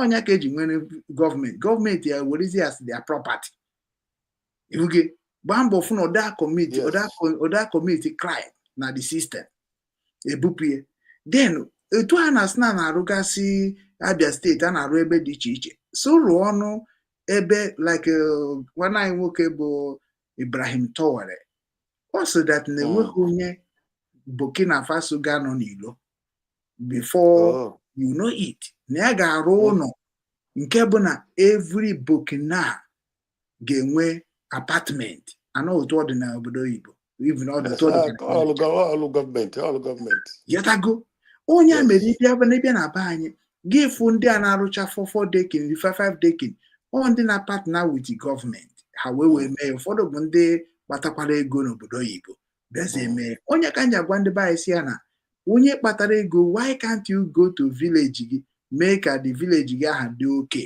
bifo na-eje na town maka na ọ bụ na ihe mee gị ọkwa village gị ka ga-ebuna gị ka ọ rapụ ịmụso n'ozu ka na-ebunata ndị mmadụ na village maka na people adịgo informed of ha kpata ego ha rụba ebe ha ga-akpataba mmụọ chefuzie that na ọkwa ihe na-akpara ego bụ ka inye ụmụnne gị bụ ndị sogo n'azụ ihuge so onye mere mayor ahụ ha na-ejekwu ọ ga-enyere ha aka na onye mere nji wee dị happy maka na somebody like you na-eme meeting na-agwafa ka ha na-agwakwa mayor ahụ marakwanụ na ọrụ a bụ ọrụ unu marakwanụ na ihe a nwanne anyị nwoke wetara anyị n'Abia steeti a n'ọnụ abịa ekwesịghị ime na anyị nwana nwaanyị bụ ihe ebidogorie na ihe anyị na-emegoro bụ example ihe anyị chọrọ ka gọọmenti na-emere anyị which is na ọnya ka ọ ga-abụ ọ bụrụ dat n'ime ya ha fụcha ka o si aga ha wee fụzie ego one na-spend fụ ego one ndị caregiver na-spend ha wee na-eweta ego ahụ because all the youth nọ na village ndị ha kwesịrị ịdị na-eje na fight bụ ndị ka ya na-akpa councilor and the youth chairman and the local government chairman before governor even before senator. Mana ndị be anyị amara ya, anọ caregiver ga-agwa ha ihe ndị a, which is na ọ bụghị by ka emepere gị ọrụ, mepere gị shop, nye gị ego ka ịzụba afịa. Integration dịkwa mma ka ị marakwuo right gị na this your village, na this your local government. Ị na ha iso na gọọmenti abụrụ na ịma ihe na-eme na gọọmenti, maka na ndị gọọmenti na-ezoro ndị be anyị ihe ndị ezoro ka ha wee nwee ike ịdị na-eburu ego.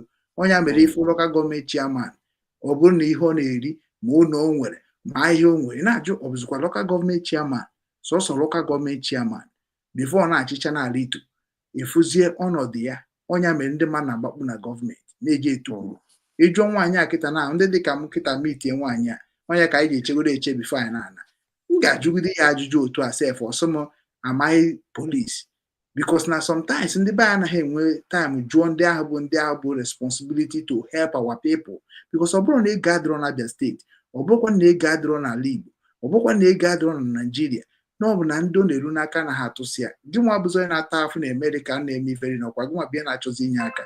That is why ndị niile abụ ndị caregivers, ndị Igbo, ndị youth, this is the time for us to come together, to put hands together and make sure that now we seek for our right without violence, without fight. Otu a kịta na ndị a jekwuru ndị mayor ha nụrụ ọgụ, etiri ife? No, they negotiate, they talk small, you go see am, ihe na-agaba n'iru. So chief, ana m ekenekwa gị, so far so good. Ife ọzọ m chọrọ ịjụgo before nsizie gị ka o nwezi ife ọzọ ị chọziri ịgwazi network problem. Okay, ọ ka na-enye nsogbu mgbe network problem? Okay. So ihe ọzọ m chọrọ ịjụ gị gbasara ndị caregiver bụ, enwere usoro esi register to caregiver ka ọ bụ just nọ ịbụ ha na onye obodo chọrọ ịrụrụ obodo gị ọrụ, then ifọmzie headquarter dị n'Ọka, then headquarter dị n'Ọka emezie gị nwa si gị oke gị nwa bụrụzie coordinator ebe dị ona, then ana information na-abịazi ọ na-abịazi to you, ijizi aka gị wee chọọ ụmụnne gị na ụmụnna gị, gị na a ga-eji na-eje na government house wee na-seek the help of the villagers ebe isi. Yeah, otu anyị si enwe recruit to volunteers bụ anyị na-ebidogodi na steeti. Anyị bịaba iweduka na like Ebonyi steeti now. Anyị nwere 2 state coordinators. Those 2 state coordinators ahụ owuke nwoke owuke nwaanyị. Ịghọtago? Yeah. Then anyị agwazi ya ndụ ahụ bajezie cheki ama how many local government areas am na that Ebonyi. Ejesi ewe cheki gwa anyị na enwere 13 ma 12. Ịghọta? Then anyị wegwazi ya si okay, onye bajezie na baje chọọ credible people. Owuke nwoke na owuke nwaanyị from each of the local.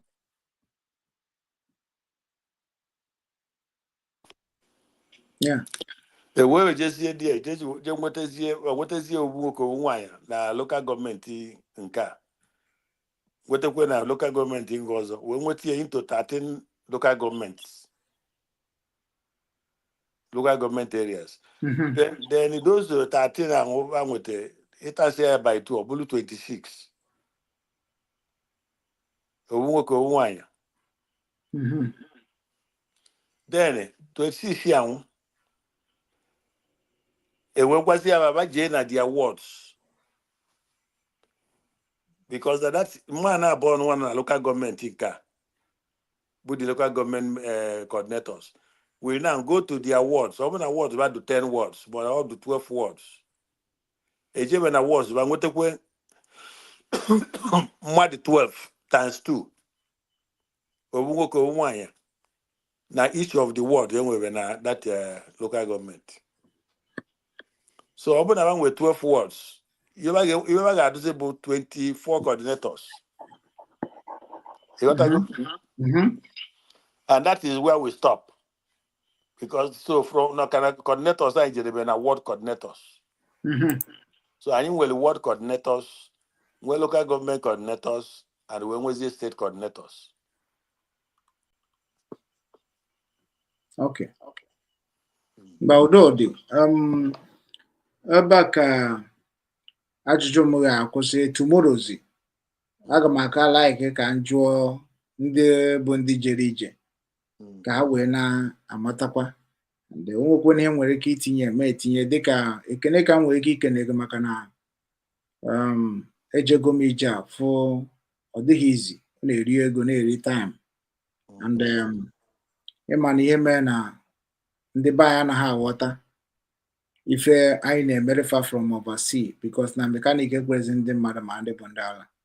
And I believe na the voice of the caregivers members mfugoro na video mfugoro mfu na anya aruhana, especially Abia State isi wee bido ma bad news anaghị abịakarị much from Abia.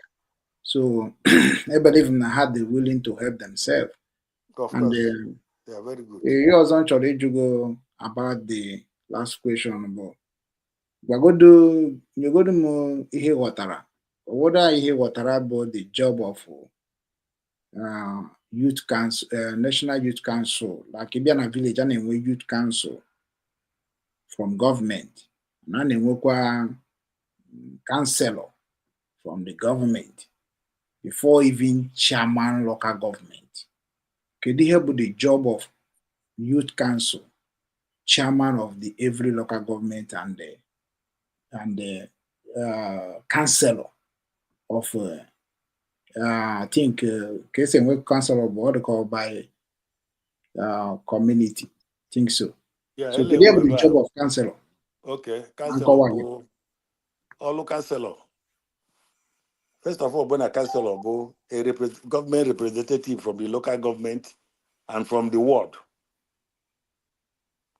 or a representative ward who win as a councilor to represent the ward, the local government.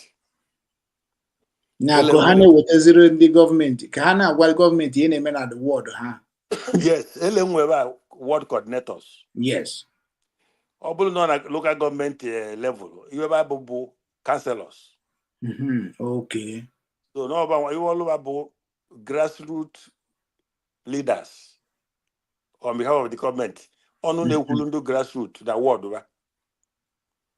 Onwe iwe ekeli government ye wofta akpoli na government. Enye councilor we get attract na any di mmiri na ward ba, mo na any di local na ward ba, mo na any di nke na ward. Na agwa government na ya need. Then obu no even allowances enye be na ego na ewete government na ewete. O nwere ego percentage ya na-enye for those needs. On do councilor sang. Ma obule ebe ama biba na be me. Mana nke na majority of ndị be anyị anwụ na-eme ebe nwere onye ma nke ọ na-eme ibe a nọba na-ewu bụ onwe ga eweta onye ọbụla akpọgwu otu ga eje were Atụsa ya.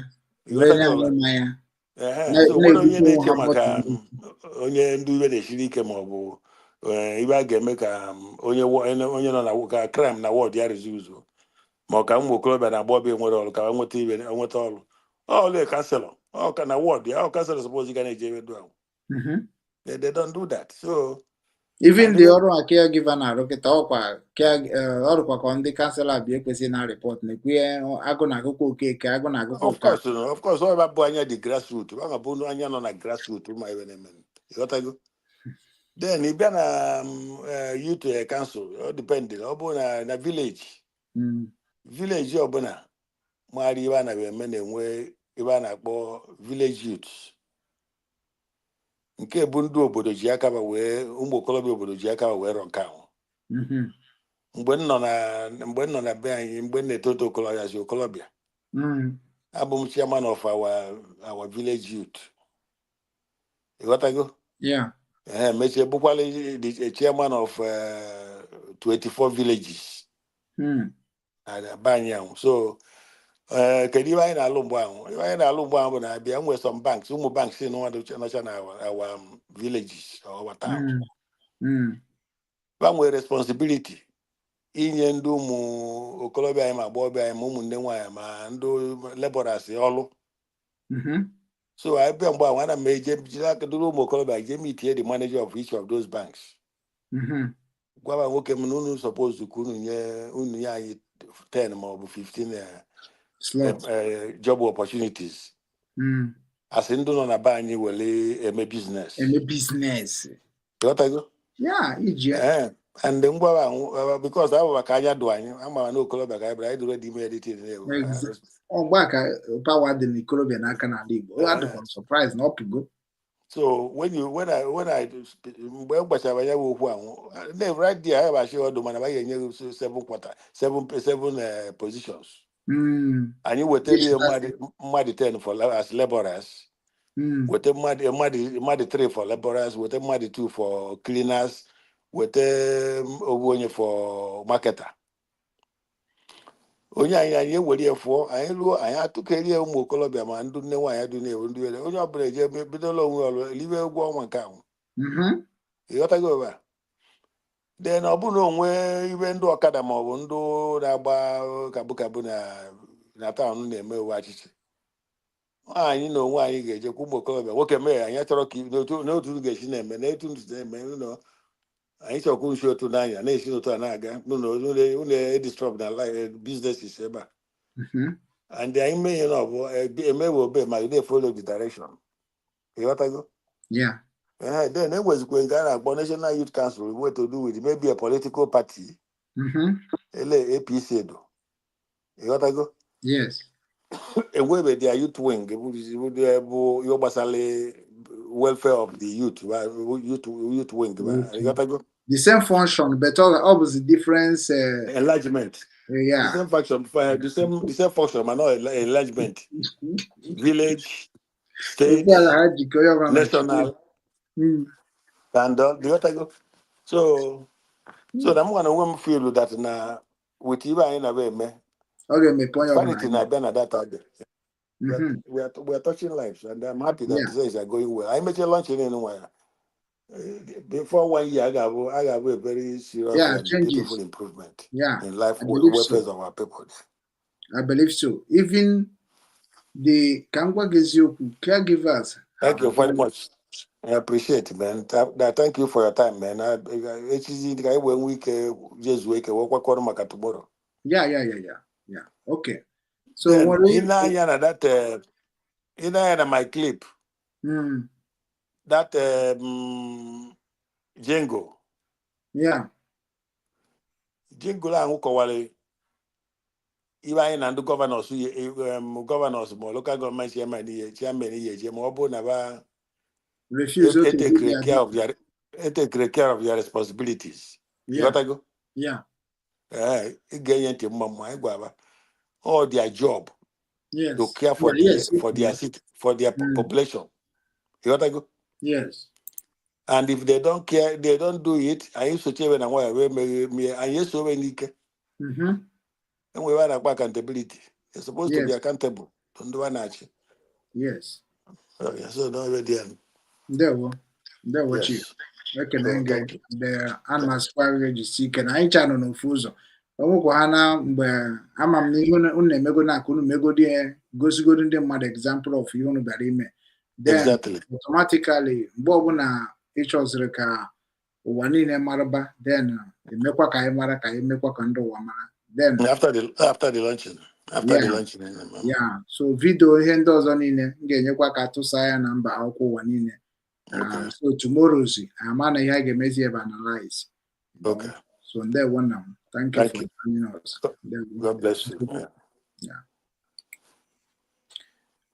Igbo bụ Igbo ekenekwa m unu ọzọ. Asị m nke onye chiri ya zere. Ọ kakwa mụ nwanne unu nwoke Ugwu Okechukwu Obinwannem nke ndị Igbo. Abụ m onye Amaji Ụmụakashi nke dị na Nsụka n'ime Nnugwu ala Igbo anyị na-ekwu okwu ka ọ dị mma. Onye mụ na ya nọ n'ụbọchị tata bụ nnukwu mmadụ na American. Onye nke ejiri Chief Chika Daniel wee mara. Otu onye ife Igbo na-amasị. Mụ na ya akpago nkata ọtụtụ oge. Ọ kwadokwa n'Obinwannem TV ọtụtụ oge. And nyanwa bụ onye chọrọ ka ihe na-aga. Unu makwa mgbe a na-emekwa ihe Biafra, Simon, this and that, ọ na-abịakwa na-ekwukwa obi ya. so and ihe na ọ na-abịara mgbe ahụ ekwucha bụ ka mara ha ga-eme ka pepụl nọ n'ala Igbo ka ha tọdobe afọ na otu akwa ka lọlọ ya bụ onye bie otu a ka ihe ha na-ekwu bụ gịnị ka a ga-eme ka ndị enweghị dịka ọha ha kụnwe ihe ha na-eri.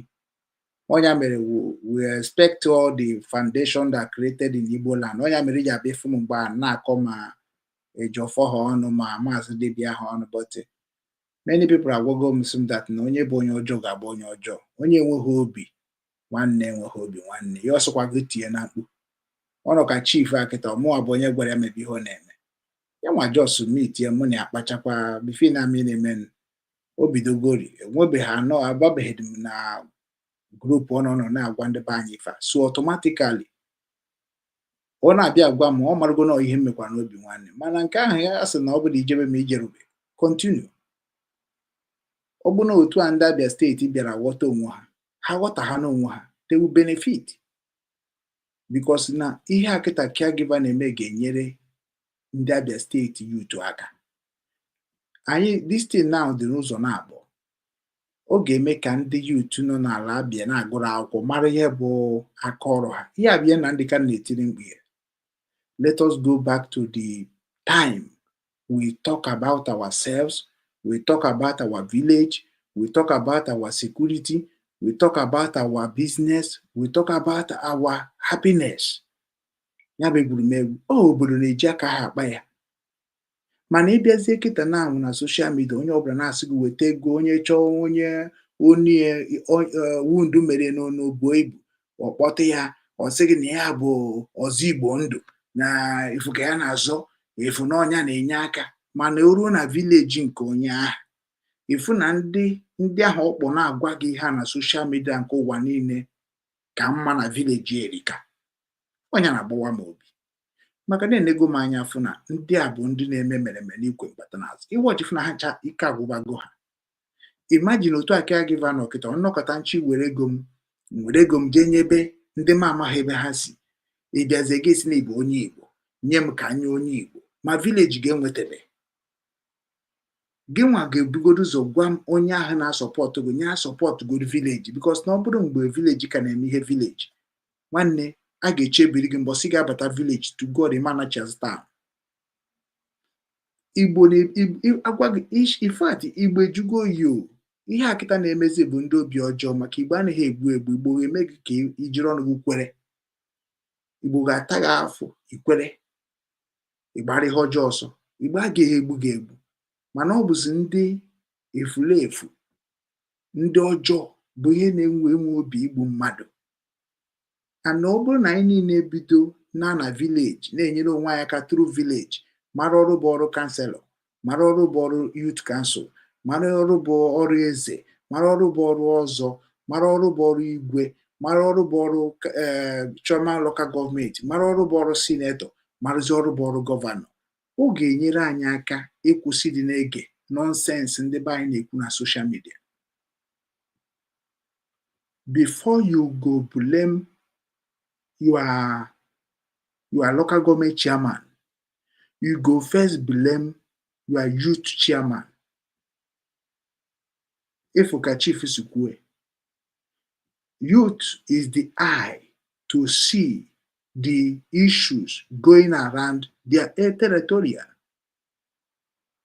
Otu anọ kịta mgbe m nọ n'Ọnịcha anyị anọ m na ward 15 ebiri m na ward 15 bie na ward 13. Ward 13 bụ nke bụ dị na Wọlịwọ. Ndị bi na Wọlịwọ ga-ama saịdị ihe dịka saịdị Jesi baala ọnwụ ha so ọnọdụkọ ya ward 13. Ward 15 okay ward 15 side I think ward 15 yeah something like that. Ward 13 is like a Kurobe street. So eso na National Youth Council ọ na-agba chime campaign ndị achọ irigoro anyị nwa ka ha na-abịa anyị enyezie coordinator anyị ego coordinator anyị ewezie bịa nyezie anyị nwa bụ ndị ma ha na-eme ewezie nke ọzọ go mmanya enwe ndị ga-anwụ mmanya keta ego nwee ndị ga-eke anwụ sọsọ mmanya ị na-aghọta ya na-agwa gị ihe abịa na-eme na be nna gị mana ịbịa nọrọ na soshal midia ị na-akpọ gọọmenti ị na-akpọ Buhari or Tinubu ana m afụ ndị na-ekwu udo okwu aka ndị dị ọtụ. Is it not a cause? It's not a adịmaka but they are idiot. You know why they are idiot? Because onweghị ihe Tinubu na-abịa ime na village. O nwere ihe Tinubu na-eji ime na ya village. O nwere ihe Peter Mba na-abịa ime na my village. E nwere ihe gọvanọ gị na-abịa ime na village. The reason why those people na confuse gị na social media na-asị gị ha bịa chịkọta ọnụ, hey government, nwanne, listen to what caregivers is doing now. Follow them. Because ọ bụrụ mụ ọ dịka na na-abịa ịkwalite Okechukwu nwa nkwụ na ha Nsụka, nwa Chukwu gọziri agọzi, nwa katakpa Nsụka, nwa ekwesu ndị Igbo. Nakwana mụ nwere ike ịta afụ wee nwụọ n'ụwa. Taa ọ dịrọ possible. Ọnya ka m ji wee mee gịnị na-enye aka. O nweghị ka o esi wee tụgide m n'ọnụ nke bụ na mmadụ onye ndị m nyere aka ma nyere m aka. Maka na ana m akwa ụzọ m, ama m ihe ụzọ na-achọ inye. Anọ ya ka anyị na-agwazi nnụ nwa bụ ndị na-ege anyị ntị, especially ndị nọ n'ala Igbo, ka unu kaba ahụ na-eme ihe nwanne. Ọ dị oke mkpa. Otu unu nọ na caregiver na-emenụ nwanne. Unu akọ n'ọnụ. Unu je na gọọmenti, unu report ihe unu ji maka ya bịa. Unu report cha, unu ewere information, unu eweta wee mee ka ndị ọzọ mara, maka na asọ onye nụ ọkara ibie. Obodo adịgo mma o. Unu nwa bụ ndị youth kunienu. Unu nwa bụ ndị gụrụ akwụkwọ ga-asụ nwa oyibo ga-edenwe ede, kunienu, baanụ gọọmenti, wetenu right unu. Ọnya mere ọ bụ na ije create any group like otu a caregiver nọ, ọ bụ na ha create group na-eme ihe a na-eme meeting in one hall, a na-enye nsogbu na-akọ gọọmenti ọnụ, ha gbanyere unu fim. Mana ịbịa ha nso, ha ma afụkwa ụzọ ha si gbaa ọsọ. Ya bụ ihe mma ọfụma. Even ihe a ga na-achọ ka ha corrupt oge nwa ka i wee soro ha na-eri ego. Onye bụ a na-akpọ lion share eweta enye gị imechi ọnụ. Ndị eze obodo niile ọtụtụ n'ime a na-enye ha imechi ọnụ. Ndị igwe a na-enye ha imechi ọnụ. Onye mere ịbịa na nke igwe ụmụ ya na-eme ọfụma, ịbịa na nke onye eze ụmụ ya na-eme ọfụma, ịbịa na even kanselọ ọ na-eme ọfụma, ịbịa na gọvanọ ọ na-eme ọfụma. Mana ịbịazie na nke gị ị na-eme ọfụma. Ego gị ka ha na-eri. Naijiria enwero problem na ọ bụ ndị na-achị Naijiria bụ enwere problem. A na-eji that name Naijiria jidesi onye ọbụla n'ọlụ. Ịma na ịbịa kịta sị gị Igbo ahụrụ onwe ha n'anya, Igbo na-egbu onwe ha. That language is rubbish to my ear. Do you know why o ji wee bụ rubbish? Because na ihe m ji wee bịazi na-ekwudo okwu Igbo maka na ejere m Ukraine, amarọ m ihe bụ Igbo. Ọ ya village ahụ ịbụ onye Ngwa, ịbụ onye Nnewi, ịbụ onye Ọkịja. Sọsọ ihe a bụ ihe kwesịrị ịdị important na-ege ntị. Ihe a bụ ihe kwesịrị ịgba mbọ n'ihi na eje ajụ ese. Ọ bụghị ime arụ na village gị ịchọzie ka Igbo niile bụrụzie ndị arụ. Mba. Ọ bụghị ndị village gị na-achụ gị ọsọ ma ọ na-eme gị ihe ọjọọ. Ịbịa na social media ị na-anụ ebe anyị na-eti Igbo no love themselves maka na ndị village gị nyere gị ọsọ. And gị nwa bụ onye na-eri mugu. Caregiver abịagokwa inye unu ihe a na-akpọ free integration. Ọ bụrụkwa matter of ịba na organization bụ isi ịghọta the mission and the focus and the reason of the creation of that foundation. Ọ dị oke mkpa. Ọ ga-enyekwara ezinụlọ gị aka, ọ ga-enyekwara agbata obi gị aka, ọ ga-enyekwara ụmụ gị aka. Ọnya bụ foundation unu ga na-achọ, maka na foundation dị oke mkpa na ndụ mmadụ. Maka foundation na-bring gị a different mindset together and form and create a good thing that are going to benefit villages or people. Maka na ndị ọcha foundation ka ha ji rụcha ụlọ ha niile. Foundation bụ ihe na-anọkọta were ihe dịka human charity, like ịbịa n'obodo a na-akpa social chief kwuru ya. Ọ foundation.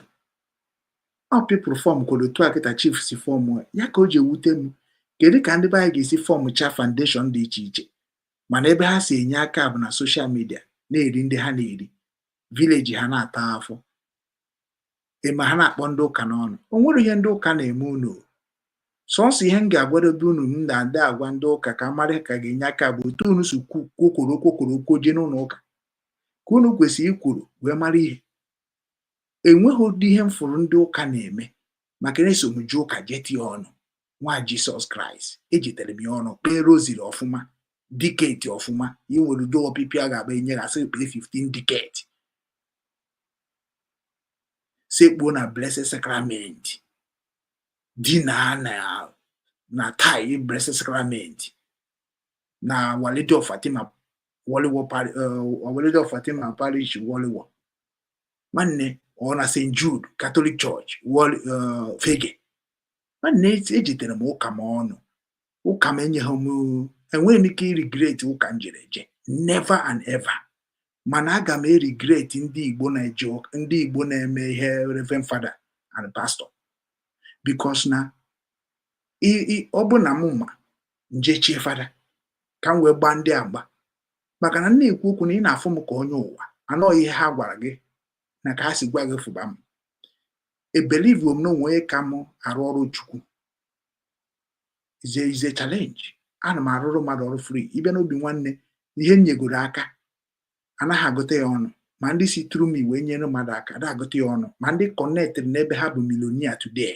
ha na-afụzi ma asị na like ịta afọ kwa mgbe ọbụla nọ na social media na-akọ ndị Igbo ọ chọrọ ma ndị Igbo achọrọ ya na-akọ ọ ndị nyere aka maka na ọ dịgoro ha mma they feel that what you are doing is nonsense onye ọ dị mkpa nụ ha na nke na-akọ dị ya mma otu kwuru ebe a na-agbaji ekwu n'ala Igbo bụ ebe ihe ọjọọ na-eme ịnụ ha na moto jamụrụ mmadụ ụfọdụ na-agba ka eji efu ka onye ahụ si wee bend isi maọbụ ka moto a siri ibi ya enu ka o wee fie ọ ga-akọ n'ime ahịa is where I left ọ be nna m ka m na-agwa gị ya a sị ha na kịta na Okechukwu Ugwu na nwere ihe ndị IPOB gwara ya ma ọ nwere ihe Biafra gwara ya ọ nwere ihe Nnamdi Kanu gwara ya ọ a ga-ara ọchịkwa ka anụ ya ka e wee mara ha ga-akọ mana ụdị ihe a bụ ị ga-abịa efu na o nwere ihe mere nwanne gị owute gị ọnọdụ ọzọ otu ahụ.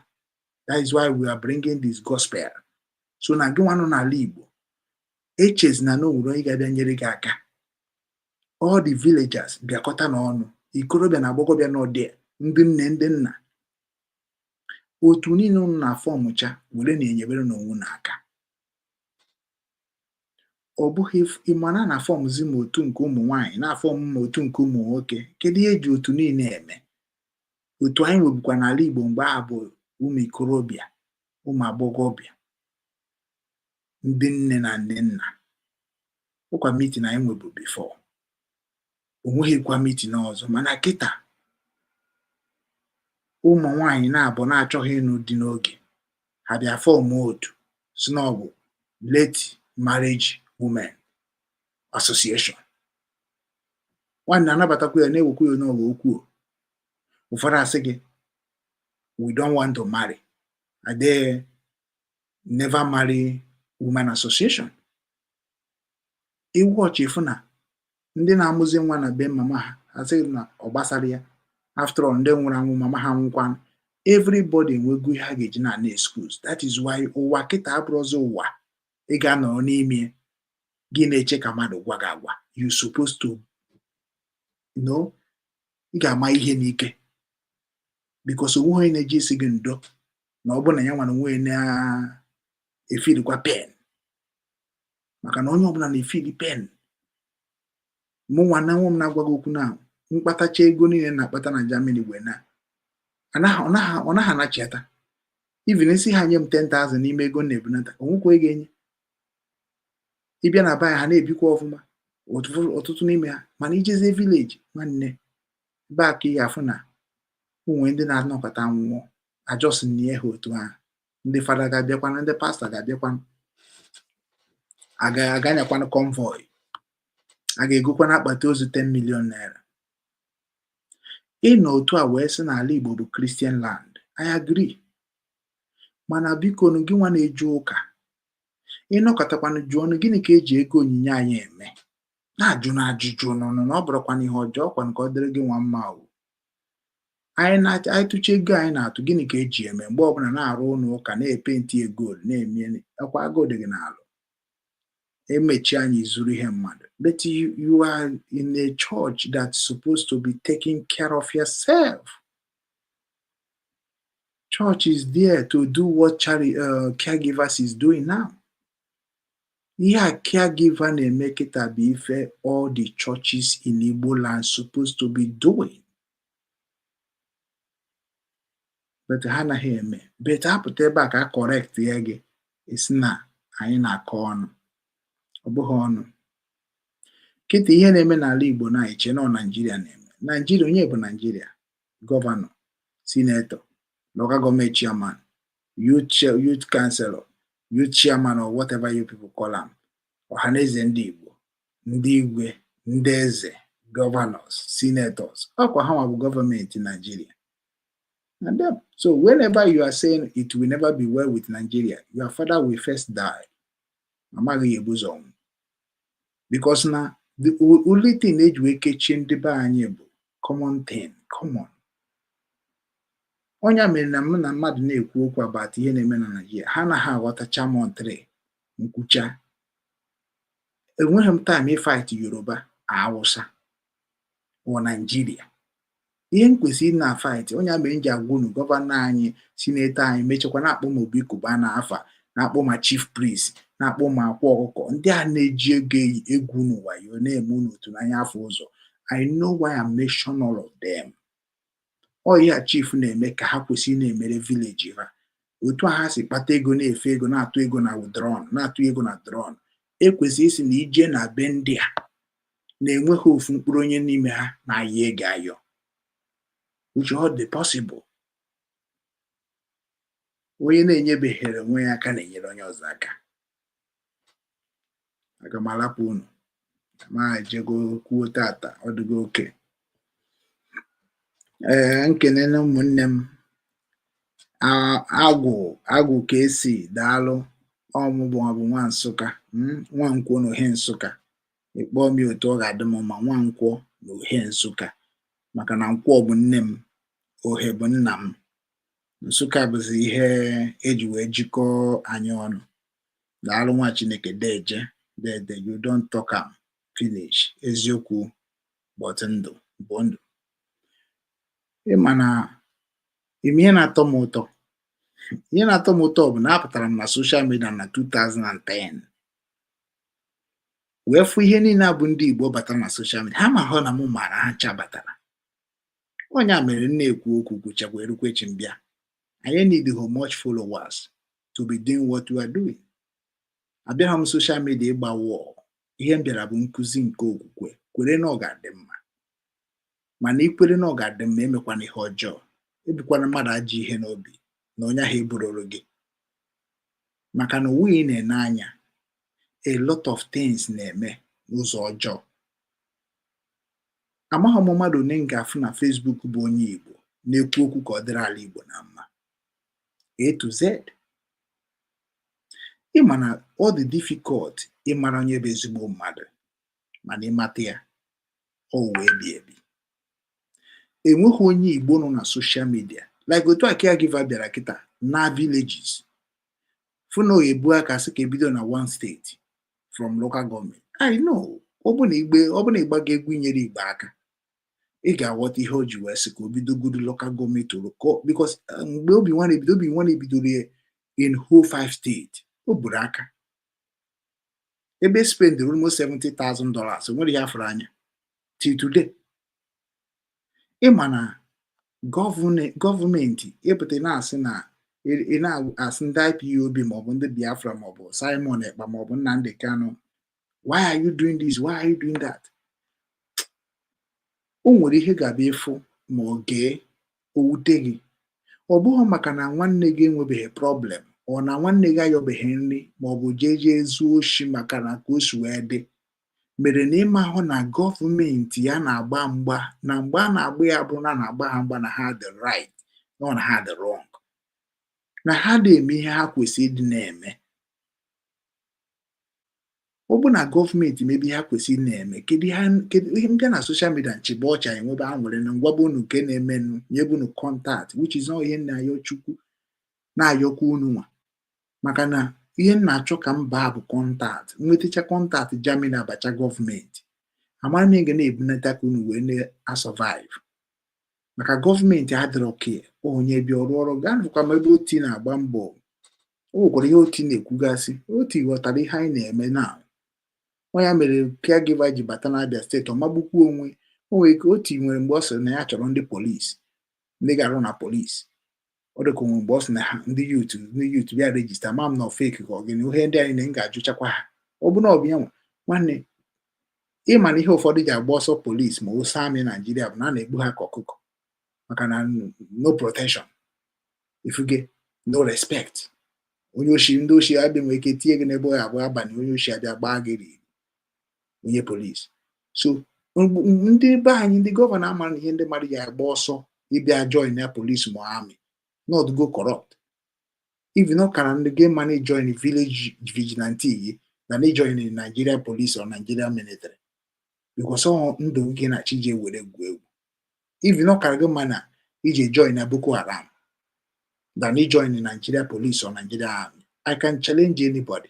Why? Because na enweghị respect, enweghị integrity, enweghị anything they regard.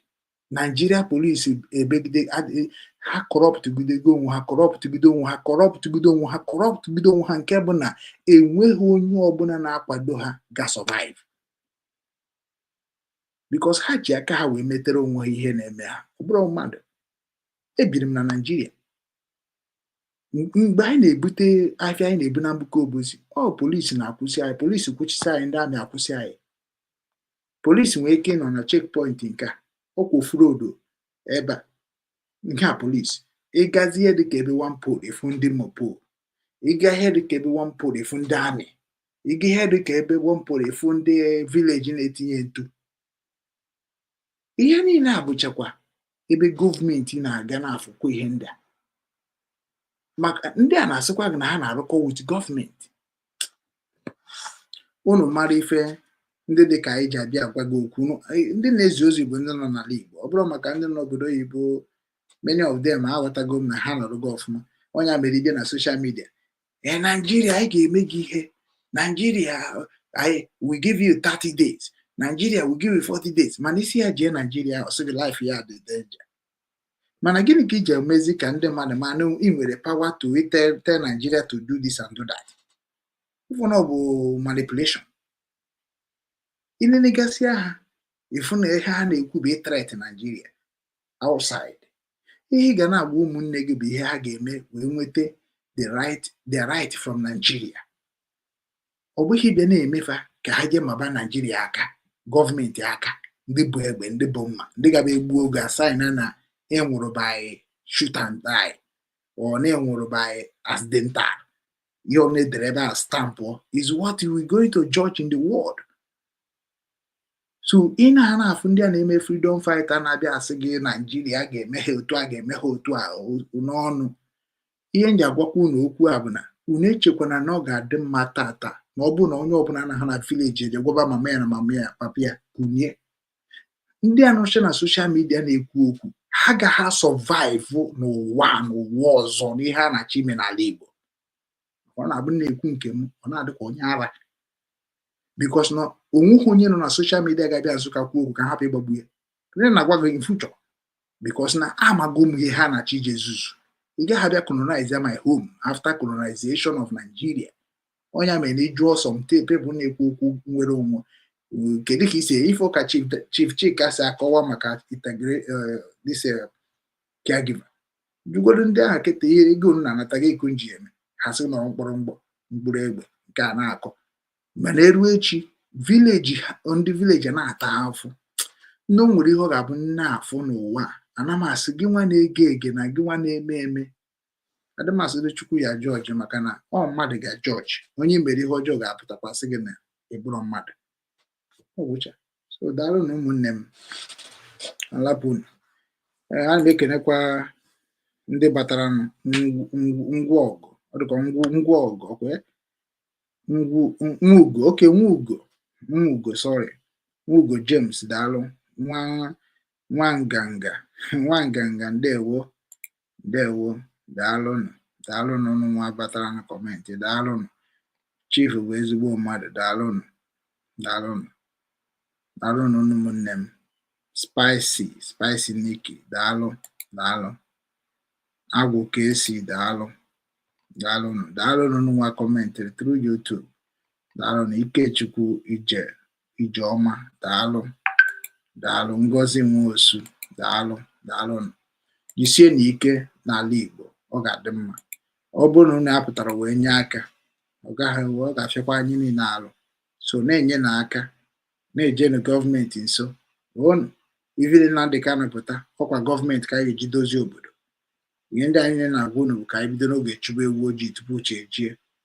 Gọọmenti ịfụrụ na kịta na ọ gọọmenti ka ha na-akpa na Abuja. Ọ gọọmenti na-aghọta nụ simple. I don't know, but I need watanụ na people use you because ha enweghị choice. Onwe ndị mekọtago biznes, ike biznes agwụgo ha. Onwe ndị mekọta biznes okwere ha eme. Enwe ndị bịara obodo oyibo afụ na ihe ha na-eme n'obodo oyibo na-eji ewe kpaba ego na nwanne na afụfụ ga-egbu ha. They form organization and be taking lion share from your contribution. And then nwere ndị nke bụ na ha adịgo frustrated. Ha bataba anyị chọba security forces ha ga-join ka ewe na-eri ego. Onye ma na-atụ ego unu na-atụ n'obodo oyibo na-ebunara ndị unu amaghị ebe ha si wee bịa. Ha sị na ha ga-emenwe kpọọ na phone, ị ga-emenwe ego na okay, ị ga-ebitre, okay. That is rubbish. Onye mere kịta na ihe a caregiver na-eme ihe mere n'obi nwanne, because agwa masị ya every village talk to their villages.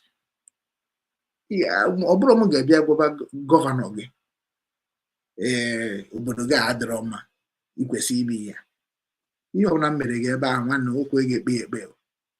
Mana onye obodo gị bịa nna Diọkpa na papa gị na-emekwa ọfụma mgbe ọ nọ ọfụma. So gọvanọ ke local gọọmenti chairman ka ị na-emezi. Ya nakwa afụkwa gị mgbe ọbụla.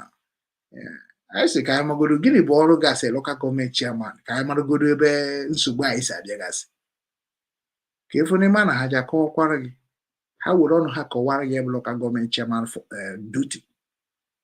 Jugoro ndị a na-asị na ha bụ kanselọ na-ekwugharị ka ndị ihe na jugoro gịnị bụ ọrụ unu nwere right, is your right. Jụọ ha gịnị bụ ọrụ gasị kanselọ, unu edetuo ya. Very soon ọ ihe m ga na-eme ọ ka ndozi chọọ ọnọdụ m ọfisi m, mana ya bụ just no emergency ka m na-eme. Enwere m ike iji maka enwere ebe studio m na-achọ ka m nwa jee regista Studio of Africa, nje ebe ahụ na-ewu nwere program m ga na-eji eme nwere ike days. Ma ọ bụ na ndị landlord m na-akpọ ọfụma ọfisi m ma bụrụ ọfisi m ndozicha ya, a ga na-enye all the young councillors invitation to come to question them, even local government chairman. Aga m ebido na my own state maka nsị ya na Nwogbu na sị na ọ chọrọ ka gị na-akwụ. Talk to them. Gịnị bụ ọrụ gasị councillor? Even Igwe gịnị bụ ọrụ gị? Why did you ka iji wee bụrụ Igwe? Why did you accept the crown of the king? What is your duty as a king? I want to question our people. When a question the freedom fighters, when a question Nigerians, onye bụ nke question ya tụrụ na ndị ka nọ ihe na efria question go to freedom fighter leaders. Kedu ihe unu ji ego ndị mmadụ eme? Forget na mkpụrụ egbe a na-akụ iri nonsense. Sometimes get sense. Ọ ife nọ n'ime ka m na-agwa gị okwu ya. Everybody enweghị onye ga-abịa sị gị that na ka iri good before orie. Onye ọbụla ga-achọ ka orite before iribe. Onye mere iji sị ka anyị niile nọ n'ala Igbo ma ndị n'obodo Igbo ka anyị asaa, maka achọrọ m na-emekwa ma village state unions interview very soon ka m seticha ọrụ ha na-eme meeting abịa m cover aha ezu na ozi isi na-ekwe na ebe ndị ọlụ na-eme meeting mana na-ekwe nke okwunu si n'ọlụ o nwere onye ọlụ meeting today asị m na ihe a na-eme na social media abụrụ ya ana m onye a nara ọlụ natakwa ọ sị na onwe mgbe o meburu ditin meburu mana ọ bụrụ ọzọ kịta ọlụ dị oke ya ka m na-agwa gị na ị ga-emezi na abụ join ya ndị na-achọ ka eje weta right na gọọmenti na Obi Kubana na-eriju afọ maka na ọ na-eje gọọmenti na-ewere right ya na chief priest na-eriju afọ ọ na-eje gọọmenti ewere gị nwa mụtakwa ka esi eje gọọmenti ka unu fụ na gọọmenti bụ ndị bụ problem ọ bụghị ọnụ na ụka ka ya na wee nweta ihe ịchọga mana ọ dị mma ikene Chineke kwefu ikene Chukwu maka onye ka na-akpa kelee Chukwu mana sọ gị werezie onwe gị nye Chukwu maka ọchọ ọgụ oge were gị so ije ụlọ ụka gbaa egwu nwa aṅụrị kwụọ aka fụkwa ndị efubeghị fụkwa ndị Chukwu gọzi ka o si gọzi gị ihe ọgụọ nye ekene nke udo mana brain gị soro gị naba ana ịnata ya bụkwa na everything na-agwara gị ka ya na-eche mana problem ya na-eche egwurukwu na-eche onye mere iwe ji gwe m they no go tell you about ka esi kọba ọrụ ugbo they no go tell you about ka esi zụba ọkụkọ ihe a caregiver na-ekwu na caregiver chairman na-agwa na etu esi akwa akwa etu esi eme kapịnta ama gwago dị ihe a ga na-agwa gị bụ na Jizọs mere mmiri ọwụọ mmanya ome achịcha ọwụọ bred Moses kụrụ mkpọrọ na mmiri emepe ama Jizọs obe Samson dọwa agụ ọnụ na ị ga-abụ Samson of this time na ị ga-abụ Samson of this generation ihe ga na-ada ebe niile bụ amen amen amen even when ndị eti amen wee kụ isi n'aja gbom ka ọ wee bụ na data amen bara ya ime ọ nzuzu dị n'ime ihe ndị ụka ji eme because na amen gosi that na like ihe ahụ o kwuru nwere ihe ọzọ mana ihe ahụ o kwuru ọ na-eji wọk ọ gaghị wọk n'ebe ọ ga-wọk bụ na ọ bụ na Chukwu dere na ọ ga-wọkọrọ gị and ide na ọ ga-wọkọrọ gị bụ na ị nwere connection maybe from brother maybe from mother maybe from personal that is how it will come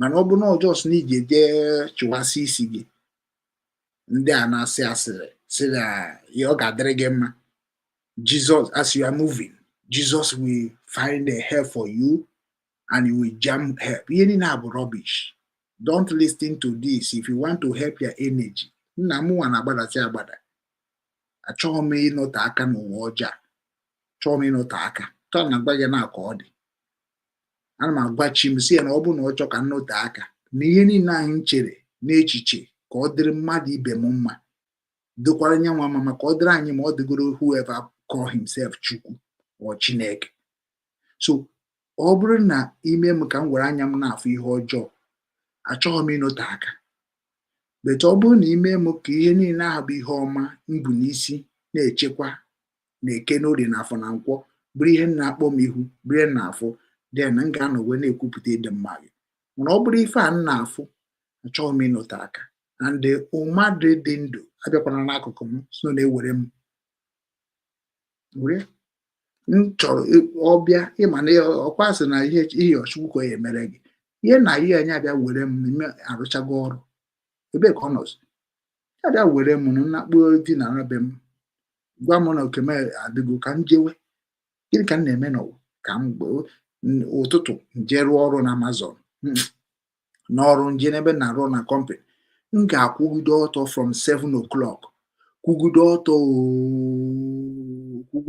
4 o'clock nke mgbede and ebe m kwụ ọtọ ka aka m na-emegharị ebe m na-arụ ọrụ iwere nke itinye eba iwere nke itinye eba iwere nke ifichapụ ya ịtọpụ ya ibunie ya idobe ya n'ala ihe a ka ị ga-emegide 9 hours ka iwe nweta iro inweta chekwa ila iwe wenye ya ndị a bụ gọọmenti kanselọ local gọọmenti chairman youth chairman ndị eze ndị igwe ejide ego ma dọpụ ya n'aka nwanne m onye bụ na ha na-echetakwasịkwa m broda n'ọgwụgwọ kwa ịjụ gịnị mere gasị ịmara ihe na-eme ndị Naijiria gwọtọọna ekọnọmi etiena mana gọọmenti bụ onye na-eklem gị na ha na-arụ ọrụ ọfụma you are clapping for them because ị kwesịrị iwere okwu ahụ ị gwara m gwa ya kansụl obodo gị gwa ya local gọọmenti chairman gị ọ bụrụ m ka a ga-abụ mkpọ ọgụ na fon esi m Naijiria etigo ị kwesịrị ije gwa ya ị kwesịrị imuvu kwado ọfụma jee na ọfisi local gọọmenti chairman otu aha si ndị caregivers eje si ya local gọọmenti chairman kedu ebudo ọrụ gị na disi awa local gọọmenti because anyị aghọtarakwa ihe ị na-arụrụ anyị bana anyị ka anyị magoro ebe ọrụ gị mana ndị anyị ga-ebule maka na agụụ dịzi too much ọ na gọọmenti enweghịzi ego ka ọ bụ na gọọmenti amara na anyị na-eme exist ọ maka na onye aka ya sị na edukeshọn ha agaghị ekwenye gị edukeshọn ahụ ha fụzie ndị dị ka anyị na-enye gị edukeshọn ọkacha ụmụ ha nọ na soshal midia na-akpọ kọntent kreator Igbo South East kọntent kreator ọha bụ ndị otu gọọmenti ha fụ ndị dị ka anyị ha ga-arịpọtụ peji a bikos na ihe anyị na-achọ ime bụ na anyị na-achọ ịgbapụ ike ọgafa because all the content creator of South East content creators they are bribed and paid by government. Mgbe nọ na buy is what I know. Onye mere na ime anọkọta n'ụwa fụ ebe ha criticize gọọmenti. Ọ dị possible chere onye mmadụ na-eje emechebo na-eri. Ọ dị possible. Even mgbe anyị nọ n'ala Igbo, ihe anyị na-akpọ anyị bụ street boys. Gọọmenti bute ego na ward. Anyị nwa na-eke ya. I remember otu a ka ọ dị ndị kọntentị a na-ebunye ha ego ọ bụrụ na ọfịa ofu onye arụ o jee gọọmenti steeti enye ọ bịazie kwugo okwu ọma n'isi onye nke a onye mere ndị dị ka anyị na-agwa gị okwu ị gaghị na-anụ nke anyị ịma nke ị na-eji nụ nke ahụ a na-agwa gị na-enyekwa gị bribe nke ha bụ giveaway. Inene platform ndị niile abụ ndị Igbo mere content creator ịfụ na ihe ha ji wee baa bụ giveaway.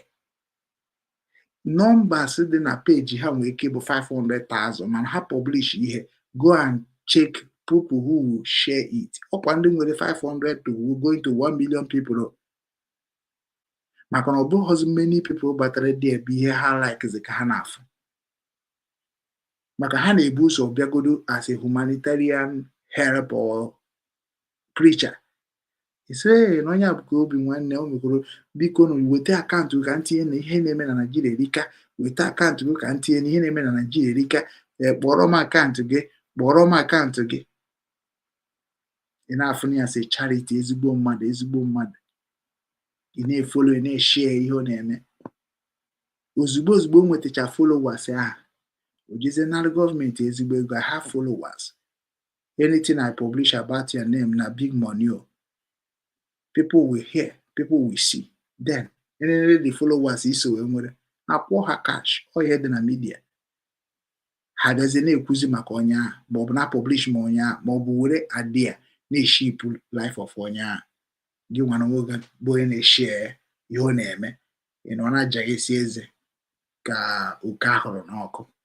File na ịbịa n'Obinwannem page just share comment think that on emetite m agbara m mbọ fụ na ụmụnne m niile nwedo onye na-aya ego onye na-aya ọnị my last born na-awa m isi okwe ego ka onye na-eri na money go dey eat now a na-enye ya ọ bụ na osi otu adị n'ezinụlọ niile the whole thing that problem bụ gadị nwe ndị chefugoro family ya a na-emere family na-emere ndị ilo eji m onwe m chụọ aja na Germany fọrọ ka m na-adị nkịrịka but na akpa m na-ekwu okwu nwere onyonya nwoke tananwụ even achọrọ m ka enyi m ka esi enyi ndị Igbo because ihe etu esi enyi ndị Igbo chọbụ ude na-esigbo nke arụ ka ọba abomination don't need that rubbish. Ịnwụọ ka emu na-akpa asịsị a tinye m n'ebe m ga-etinye m maka na ọ bụrụ ihe ahụ na-achọ ịkwanyere m ugwu n'ọnwụ ka m chọrọ because ọ bụrụ na nwụọ achọrọ m ka m tesizi ọnwụ sef maka na ndụ atesigo m too much ntesi ọnwụ wee bụrụ na nruo n'ọnwụ na-enwere m pawa ike ndị mmadụ ọkpọ onye ọbụla bere akwa n'ọnwụ meke ya ọkpọ, onye ọbụla bụ onye bịara ka ọ nwụọ mmanya na ebe a na-ebe akwa ma ebe a na-akwa mmeke ya ọkpọ, onye ọbụla bụ onye na-asị dat na nwanne ọnwụgonu ka ọ nabazie ya meke ya ọkpọ, bikos na mgbe unu ji eme ebere bụ n'ọnwụ, mgbe unu ji ebe arịrị n'ọnwụ, ma ndị na-ebe ezigbo akwa ma ndị na-achị ọchị. Kịta ndị ndụ na-eti mkpu, ihe na-estresị m na-abụ na kedu ka mmadụ ibe m ga-eji ji maka akwụkwọ nke ụwa wee na-eme ụmụnne ha na-ata afụfụ na-anwụ nne arịrị. isi na-ebu mmadụ ibi obodo oyibo, ị na-akpata ego, ị na-echeta vileji gị, maka anyị niile echetacha vileji anyị, no matter the consequences, no matter the misunderstanding, nsogbu ga-abịanata. Mana ọzọ onye bịa na soshal midia, oke nne cheta ndị nke m, nke maka ndị nke na-enweghị disef ndị dị ka m, onye abụ charity abịa. Mgbe ụfọdụ were ego nye onye ka gị mma, go to Nigeria go to Nigeria, ịbata na bụ onye na-ayọ gị chaja ego recharge card, ifu ihe ụfọdụ shiri be gị nwa nọ n'obodo oyibo nọ na nkanka wọrum ahụ na-anọ wite ụmụ gị ma ihe ndị ọzọ niile, ga-efu na ndị be anyị sọsọ warum ndị be anyị ga-afọnishiri gị, nwanne ha ngịcha ma ifugasịa nwanne dozicha ya ọfụma, na-apịara onwe ha udu, egwu dị iche iche na-apịa, jeneretọ agbanye na-asụ, na-enwere onwe ha nwere, na-anwụpụ mmanya jụrụ oyi, biya jụrụ oyi, ompa jụrụ oyi, gị nọrọ ebe a na-efere na ha na-ata afụ, sọm na-ata sọm na ha ata. Onye mere eji sị ka anyị jebezie vileji, bikos na ịbịa na soshal midia, ngwa na-egodo ndị niile nọ na kọntent kreatọ eze gị, ha ji arụchago ụlọ mechie niile, ha taa n'ụlọ ha ata, mba ka ị gasị ya wetin dey have Kanu Nwankwo ọ na-ege steeti, oge Jọfọ na-ege steeti, ike ga-agwụ ha. Gịnị ka ị na-emekwa? Ụmụnne gị rijube afọ, ị na-ego ana ego ị kwesịrị inye vileji gị ka ha wee na-adị ndụ na-ekene Chukwu n'isi gị, i were je goro ana paakị ya na ana, ọnọrọ ego idobe na ana anọ ihe dịka ebe 6-7 years, mana be nna gị na-ata afụ. Ụfọdụ na-anwụcha amechakwa nwụọ, anaghị sef amadụ, ụfọdụ amadụ ka a esi yuzu dị ana. Mgbe dị ndụ ị kwesịrị iji ego na-eme ọgọ, were na-ego prọpati, ịmahụkwa na ị ga-adị ndụ wee rie, ịmakwa na ị ga-adị ndụ wee lee, maka na onweghị investmenti karịa investmenti na-abụrụ human investment. Maka na ihe anyị bịara ụwa bụ inyere onwe anyị aka, mana nkịta ihe unu bịara bụ ịzọ ana wee zọọ ịka nka, onye ga-aka kpata ego na onye ga-aka zaa omele ọla. Nwere ihe ọzọ, maka ọ bụrụ na ị bịara fọ mmadụ, ị ma na ị ga-amere ha ji eti mkpu ka anyị mara onwe anyị. Ọnọkọ ejofeza akụ ma oke mba nwere akwa ọkụkọ, ifu golden house akwa ọkụkọ rụgasịrị, ebe ka ọ nọ kịta? Ọ na-abịa na-aṅụ mmiri, na-eje kọt, na-aza ụgba, were eke hiti mgbe ma mgbe ha na-atụpụ n'oche, ha na-ekwu, ha na-abụpụta ihe ya dọghọdọ mma na ndị kịta na ha emechigo ọnụ. Were onye eze Jizọs power day was not mens bụ ike, was not bunye mens ike, bunye na onwe gị ike na ị ga-ebunye ihe niile bụ example to prove you. Mbụrụ gọvanọ rigoro, m ga-emekwa all the pastors arrest, m ga-eme ha by ihe a na-akpọ nke a bụ public assault, ka ha na-eme ndị mmadụ, ma agwa ha na ha na-exercise poverty to the people's life, because ịgwafa na Chineke nyere aka bụ exercise poverty. Society na otu ị na-eme a society asị na anyị na-eme society terrorist, society gịnị nwan, otu ka m ga-esi wee bụ ndị pastor na ha exercising hunger to people's life, because when you tell people that God go do whereby God no go do, you exercise hunger because the person will be thinking that God will come and do, but it's lie. If we go n'ihe ndị ụka na-eme na ndị isi ụka dị nọ n'ala Igbo kwefu ka ha saka onwe ha ọnụ, onye nke na-ewere onwe ya onye ụka, onye nke na-ewere anwụ ya, ọkwa ndị Chukwu anyị arụ ọrụ. Unu anaghị afụcha ụmụ ihe ndị a kuna na-ama ụma agba nkịtị ka unu wee ka o wee bụkwa na afụfụ na-aga na laikere afụfụ. A na-agwa unu ihe ndị na-akọsịcha afụfụ na-ata today. You think that we are coming here to make money on Facebook? No. Ejighị m maka ego bata Facebook. First of all, eji m ka m na-agwa ndị be anyị na-adị m ndụ, amụrọ m anwụ. That is why m ji bata Facebook. M nọkọtakwa nse foto wunye ha na-afụ ya mgbe enweghị WhatsApp, mgbe enweghị some things, also Yahoo Mail and Facebook. So ihe Facebook na-anagide mgbe ahụ so foto or small video. Onye ahụ mgbe ha na-ebe emegide video self asịghị n'imego 1 hour ọkọtụọ, mana ifuru emego m 2 hours and now Facebook ọkọtụgo. Mba, everything upgrade every day. Otu a na ọkịta na ịgba nkịtị si na ema bịazi Facebook nye ha 6 months nwede ga ma onye bụ ọzọ. Nobody. That is how the world be. Ọ bụghị na ọ bụ ọgwụ. Mba, ekwesịkwa na ịpụta na social media echefu oge. So ka ezi ihe ị ga-eji social media wee gbuo onwe jee na TikTok. Ụmụnna anyị kịta na ha na ha aghọta because na ihe niile na-ekwu okwu ụmụ nwanyị na TikTok ha ncha niile bụ ndị amụrụ n'ụzọ, amụrụ ha na village. Enwere set of ụmụ nwanyị bịara imebi the women world. Anọ ha nwa bụ ndị na-eme ka ụmụ nwoke fụbazi ụmụ nwanyị ka enwere zuru ha bara.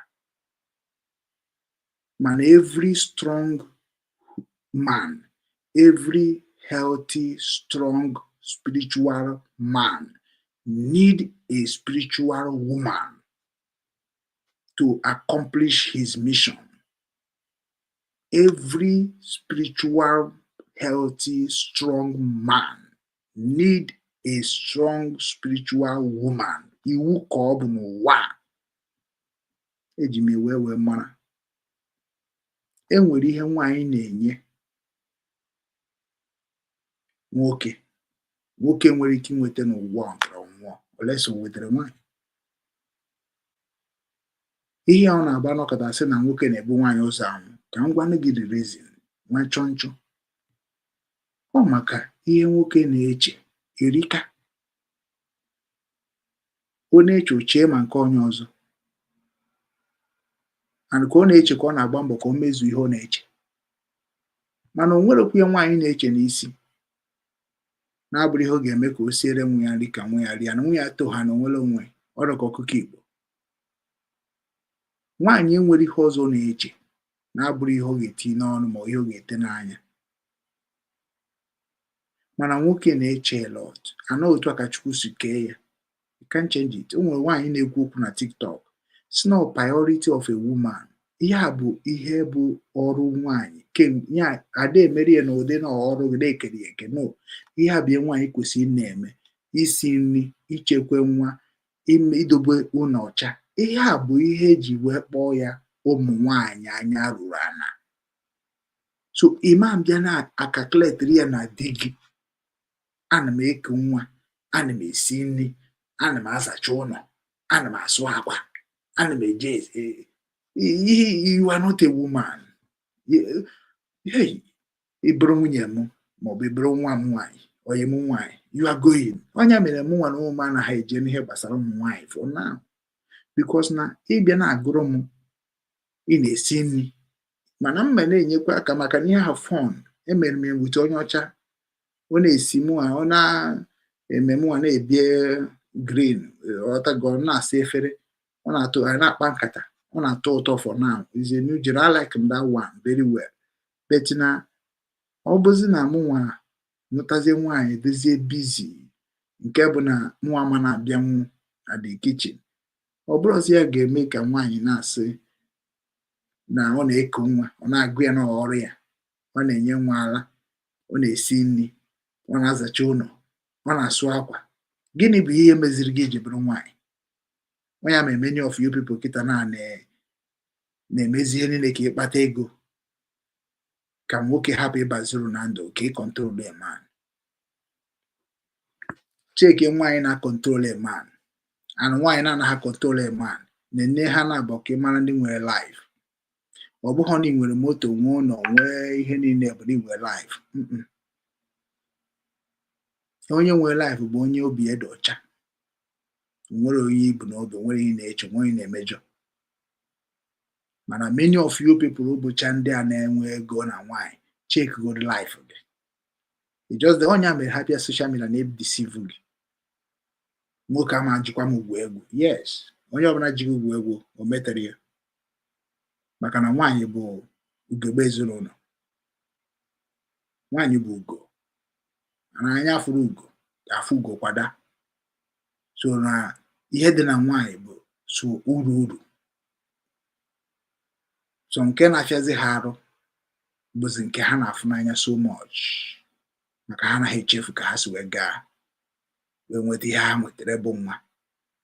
Ya mere nwaanyị ọbụla ejiri ụmụaka egwu egwu. Mana kịta na-anwụ afụrụ m meseji somebody na-enye na social media na nwaanyị jidere ụmụaka ịnọ ya gbusisie.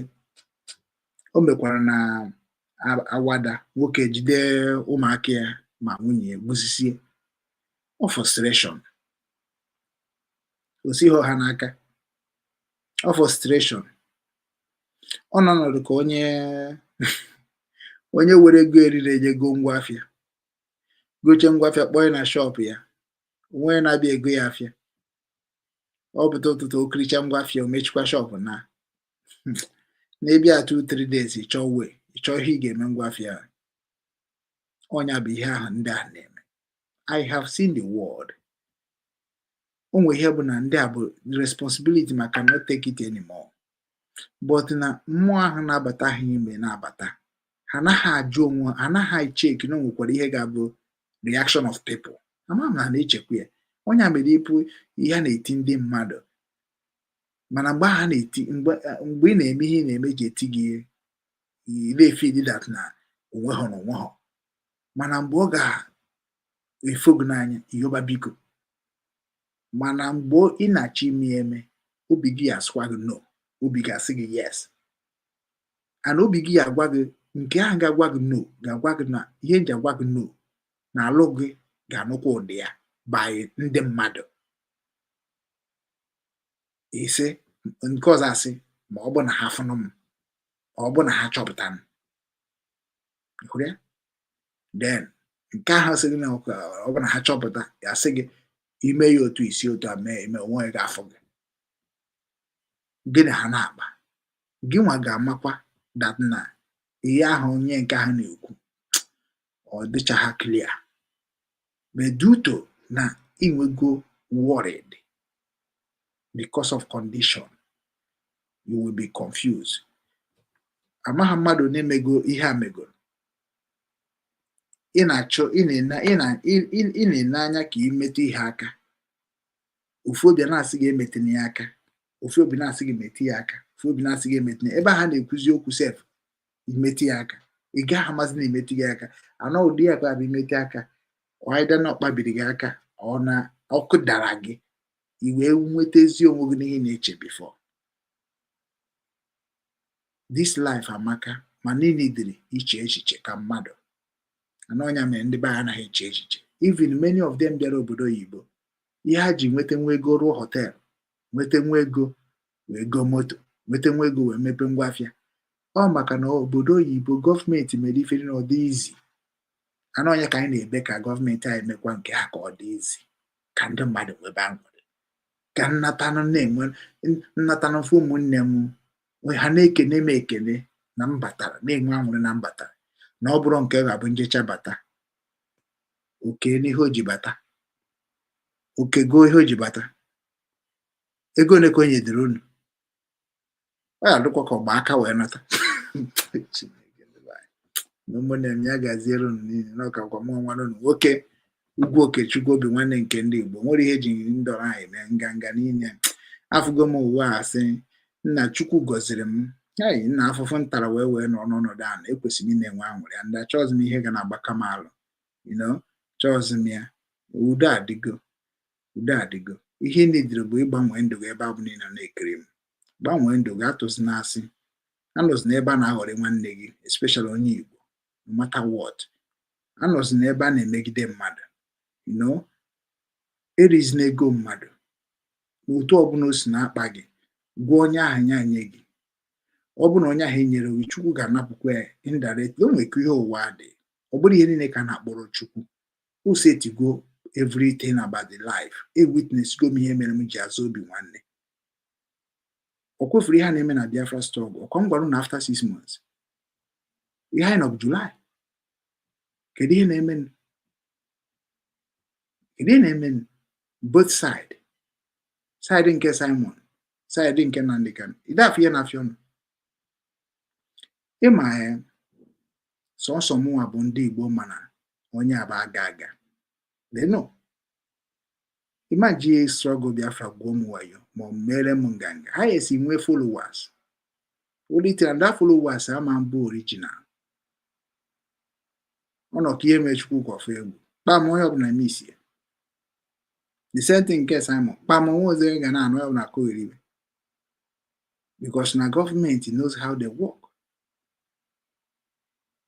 N'Obinwanne ka m nwere problem nwere onye na-nwede dị ka even ndị nke dị ka dị sef na-achọ ka mmanụ nwere ka m ga-esi nyechi aha ego ha nye gburu n'Obinwanne sef or life. This is life. Sometimes people think everything is about money. Na ndị ogologo ndụ anaghị m eju ụlọ ọgwụ adịmaya ahụ ọ bụghị na m nwa bụ powerful man. No. Adịm eju ụlọ ọgwụ adịmaya alụ since Chineke kere m. Ụlọ ọgwụ ọbụla m na-eje mana mebi ọkpa m na-afụ m ụfụ ịmaga onye kwụ ọtọ too much. Enwebeghị mbọsị m yara ọya sị na hey ọya achọba ọgwụ agbabago ọgwụ mere nke a no.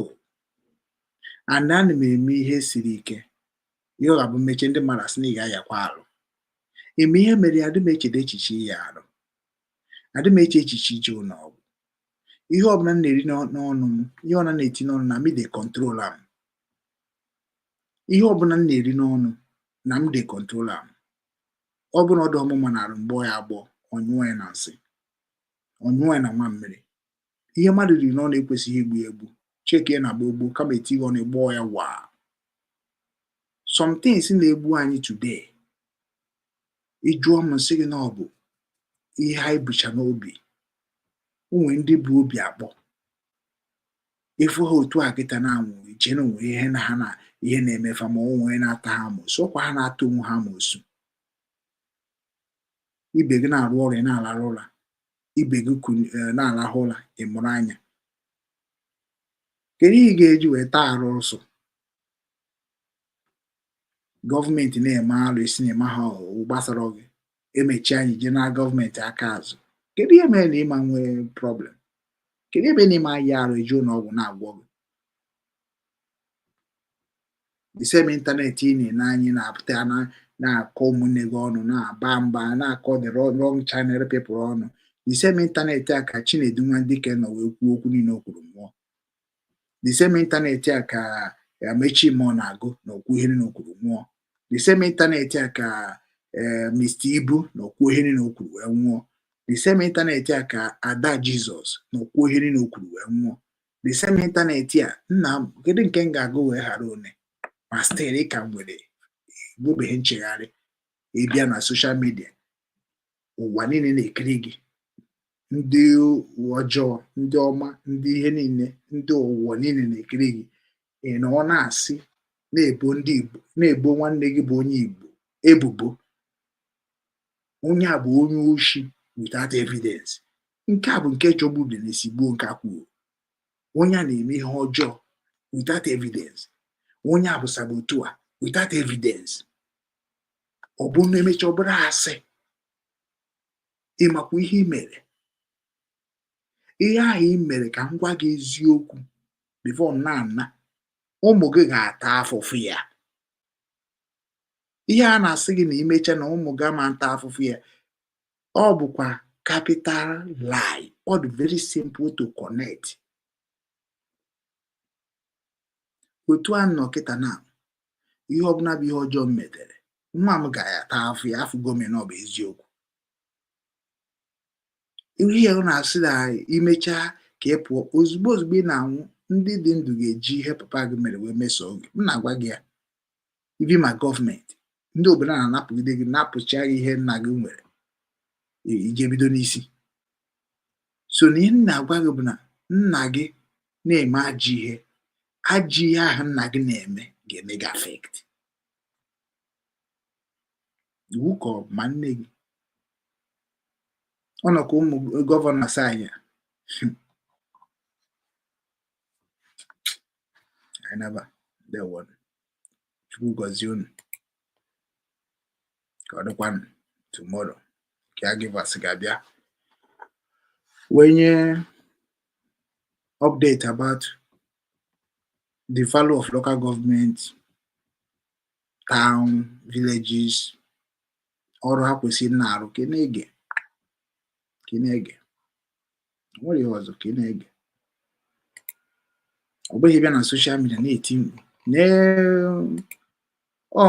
ha nwajere ọ bụ na ọ bụrụ the help of Chief Chika Daniel ndị a yicha akwa blue ọ kwefuru ha 1 2 3 4 5 6 7 ọ kwefuru ha without Chika Daniel ndị ama nwee knowledge nwee ihe a na-akpọ moral wee baa na this office ha nwee ike ụwata ụwa ha niile ama mba na this office bụ office be ha office nna ha na-esi ka ọ dị n'elu na-coat of arm ihe niile na oche na-eke nwoke nọ na-agba afọ ọrụ na-asị ya asa ifuge beti ndị a kịta bịara n'akụkụ ya na bụ ndị jegoro ofu ka nchọ nke nwoke a bụ ndị jegoro ofu nwalezi anya ya bụ na Abia steeti ka aka nọ nee mama anyị a nọ n'etiti ebe a nee papa anyị a kịta oke nee mama anyị nke ka nkwụ meyo na nee mama anyị nke a gburu ka sekretary local gọọmenti ọ dị ka tingso mgbe ha je na nke a na-efuru ka ụmụ nwaanyị na-aba n'ebe a nọ hapụ nke ndị caregiver kwefuru ụmụ nwaanyị na-aba ndị a bụ ndị na-anọchite gọọmenti ngwa nenu ndị nke akịta na ihe a bụkwa ndị ụmụ ya bụ gọọmenti maọbụ ndị relation ya bụ gọọmenti mana kedu ihe mere nwaanyị akịta na-anwụ ji lukuo otu a and ụmụ nwaanyị akịtị na-enanya lukuo otu a why all because na na-emezi ihe niile by level ị na-afụzi ndị mmadụ ebe ha na-eche echiche bụ ihe a ga-eme ka ọ dịgodo ha mma dịrị ụmụ ha mma na a gaziri Igbo niile ka anyị na-agakwa n'obi ka ji n'aka a na-ekele na obi dịkwa m mma na unu bịara nọnyere m n'ụbọchị taa obi dị m mma adị m apụta n'ike ọsọ Satọde Sọnde ka m nwere ike na-apụta oles na nwere emergency nwantịrị m enweta ihe nne mana m nwekwara nsogbu m ezigbo nsogbu na anụ nsogbu m nwere dị m afụ ya ka nsogbu mana ana m afụkwa ka nsogbu achọghị m ka o rie m nri na-arụ mana asọvgo m ọ dịbụ nsogbu ya dịka 10 mana asọvgo m ya dịka 8 for 2 so nsọvụchazie ya ndị a na-apụtakwa m dago even otu a ndị caregiver bidoro aka m tere ndị Obinwannem ụnụ atụzi ego na-ebuba na ebe ka eji na-arụ ọrụ mana nke nna like bụ na ị ga-abụrịrị onye obodo ahụ na-enye gị ego na-enye ndị obodo gị achọghị m n'ite na enwere ihe m chọrọ akpọna m onye isi akpọna m onye ọdụ nwere ihe na nonsense to me help your people because onwe ihe mere m kịta na nwụọ kịta na what did I do in this life so nwere happy chairman director CEO ihe na rubbish name afọ m ya gịnị ka ihe mgbe sometimes a na-akpọ m CEO chairman director okwu ya nghọtara nweghị nna aghọta I am still Okechukwu Ugwu ihe na-akpọ m nweghị nghọtara afọ m bụ Okechukwu Ugwu ị nwere ike itinye Alexander English name ya baptism name mana ị na-akpọ m director mana ị bụ onye wayo you want to make onwe ihe ji akpọ m director nkwụsị inye gị ego ahụ defu na ime akpọzi m director nkwụsị inye gị knowledge ọ na knowledge na-enye gị iji akpọ m director o ego ahụ na-eri n'aka m na nkwa ahụ m kwere gị onye director. So from director, chairman, from me I say relevant things to my life. Very hard. You have just okwu eji eri ego. Iche control, iche bụ controller of people. Iche ofu ihe na-emepe nye ha n'ahụ ozugbo. Chairman, ọga ịma ndị baya maka esi eto ndị mmadụ na-eweta. Ama m na chejigo. Mgbe anyị na-aṅụ mmanya n'ala Igbo, chai, mana onye bute mmanya agụbara ya egwu, onye bute kreti mmanya agụbara ya egwu. A ga-eji afọ ya gụgide egwu obutekwa ọzọ, maka na Igbo bụ ndị afa na-akpọnite. O nwere ga na-agafe, Igbo hụkwa n'onwe ha n'anya. O nwere ga na-agafe fobe men na-enwe aṅụrị, osisi bunyere m men ma ya ka na ọ bịaghịkwa beta ọ gafere agafe. Onye na-ele mmanya asị na Obinwannem sikwara ụnụ ṅụbakwa mmanya o butere 1 crate. Kedu Obinwannem nke na-ekwu? Obinwannem nke mana Obinwannem nke na-ekwu okwu na soshal midia, na-eti mgbu na soshal midia ya. Kezi ka o si wee mana anyị na-ebe ọ gafere ofu ụnụ, ọ bịaghịbịa ke na ụfọdụ ga-ekwuchukwu oke aṅụbakwa mmanya, gụọrọ ya egwu, gụọrọ ya ọfọ. Ebe ebe a na-aṅụ mmanya, onwe na-awụ 1 bottle na-aṅụ 7 bottle. Mụ na-asịkwa onye na-ele mmanya wejere onye aṅụ 1 bottle na tebụl ahụ ọnụ. Ya bụ ndụ m biri n'ala Igbo. Onye ka ndị mmadụ ga-eji pụta kịta ji because of money wee chefuzi ya na ịhụnanya nke nwanne na nwanne. M na-ekwu okwu na soshal midia bịa na-atụnyere m ndị na-etoho n'ala Igbo, ndị na-enweghị obi nwanne. Mụ na ha ma mmekọ, but ha ga na-ege m ntị. They must do what I say. Ọsọsọ nwa Okechukwu dị concern, ihe niile a jekọrịcha bata, ma ndị na-ekwu okwu Biafra, they go still bow to Obinwannem. Ịchọkwa gị na-enene m, anọ m n'ụgbọ. Anyị nọ n'ala Igbo, alọnchigo m unity of Igbos. It is up to them to use it to work. Enwere ihe ị nwere ike ime, enweghị gọọmenti nwere ike ime ijide n'ala Igbo kechie. Or village to village, town to town, local government to local government, and state by state. Ịgbajọ ya, ọbara ga na-akwafu. Nna anyị dị too strong by making us to have a different families. Ọ ma ihe o mere. So ị gaghị eme nwunye ka isi chọọ. Ị ga-ejerịrị jụọ ndị mmadụ ka eke esi chi ya. Ma ọ bụ na ọ bụrụ ịma na ọghọzi ime n'ike, na ime n'ike onye na-ebute ọnwụ ike anyị na-anụ na-ada ebe niile. So wenata n'aka n'igbu mmadụ ka o nyere anyị niile aka na ya anabago. Onye nwụrụ tata ọnwụchakwana. Ndewo na ụmụnne m, ya gazie. Ọ kakwa mụ Ugwu Okechukwu, Obinwannem nke ndị Igbo, na-ewetara n'ozi a site n'ala Hamburg, Germany. Ka ọ dịkwa ka anyị afụrụ ọnụ. Ndewo. With over 87 million people living in extreme poverty in Nigeria, corruption and poor governance only worsen the situation. That's why Caregivers International Corporation, an American-based organization, is committed to making a difference. We prioritize helping the poor and vulnerable in the 5 Igbo states: Abia, Anambra, Enugu, Ebonyi, and Imo, providing aid to those in need, empowering youth through development programs, and promoting accountability in governance. We believe that those in power must be held responsible for their actions. That's why we'll take any governor to the highest court of law if they abuse their power or engage in corrupt practices even after they've left office. Join us in our mission to create positive change. Follow us on Facebook, X, formerly Twitter, YouTube, and Telegram at Caregivers International Corporation. Together, we can build a brighter future for the vulnerable populations. Signed, Chief Daniel Chika, Chairman, CEO, Caregivers International Corporation. With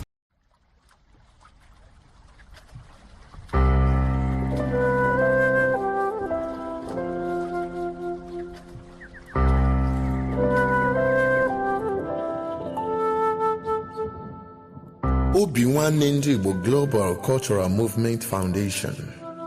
Our mission: to restore the honor and dignity of Igbo nation and its citizens. To restore the pride of Ndi Igbo through the re-establishment of our self-esteem in the true spirit of love and support for one another.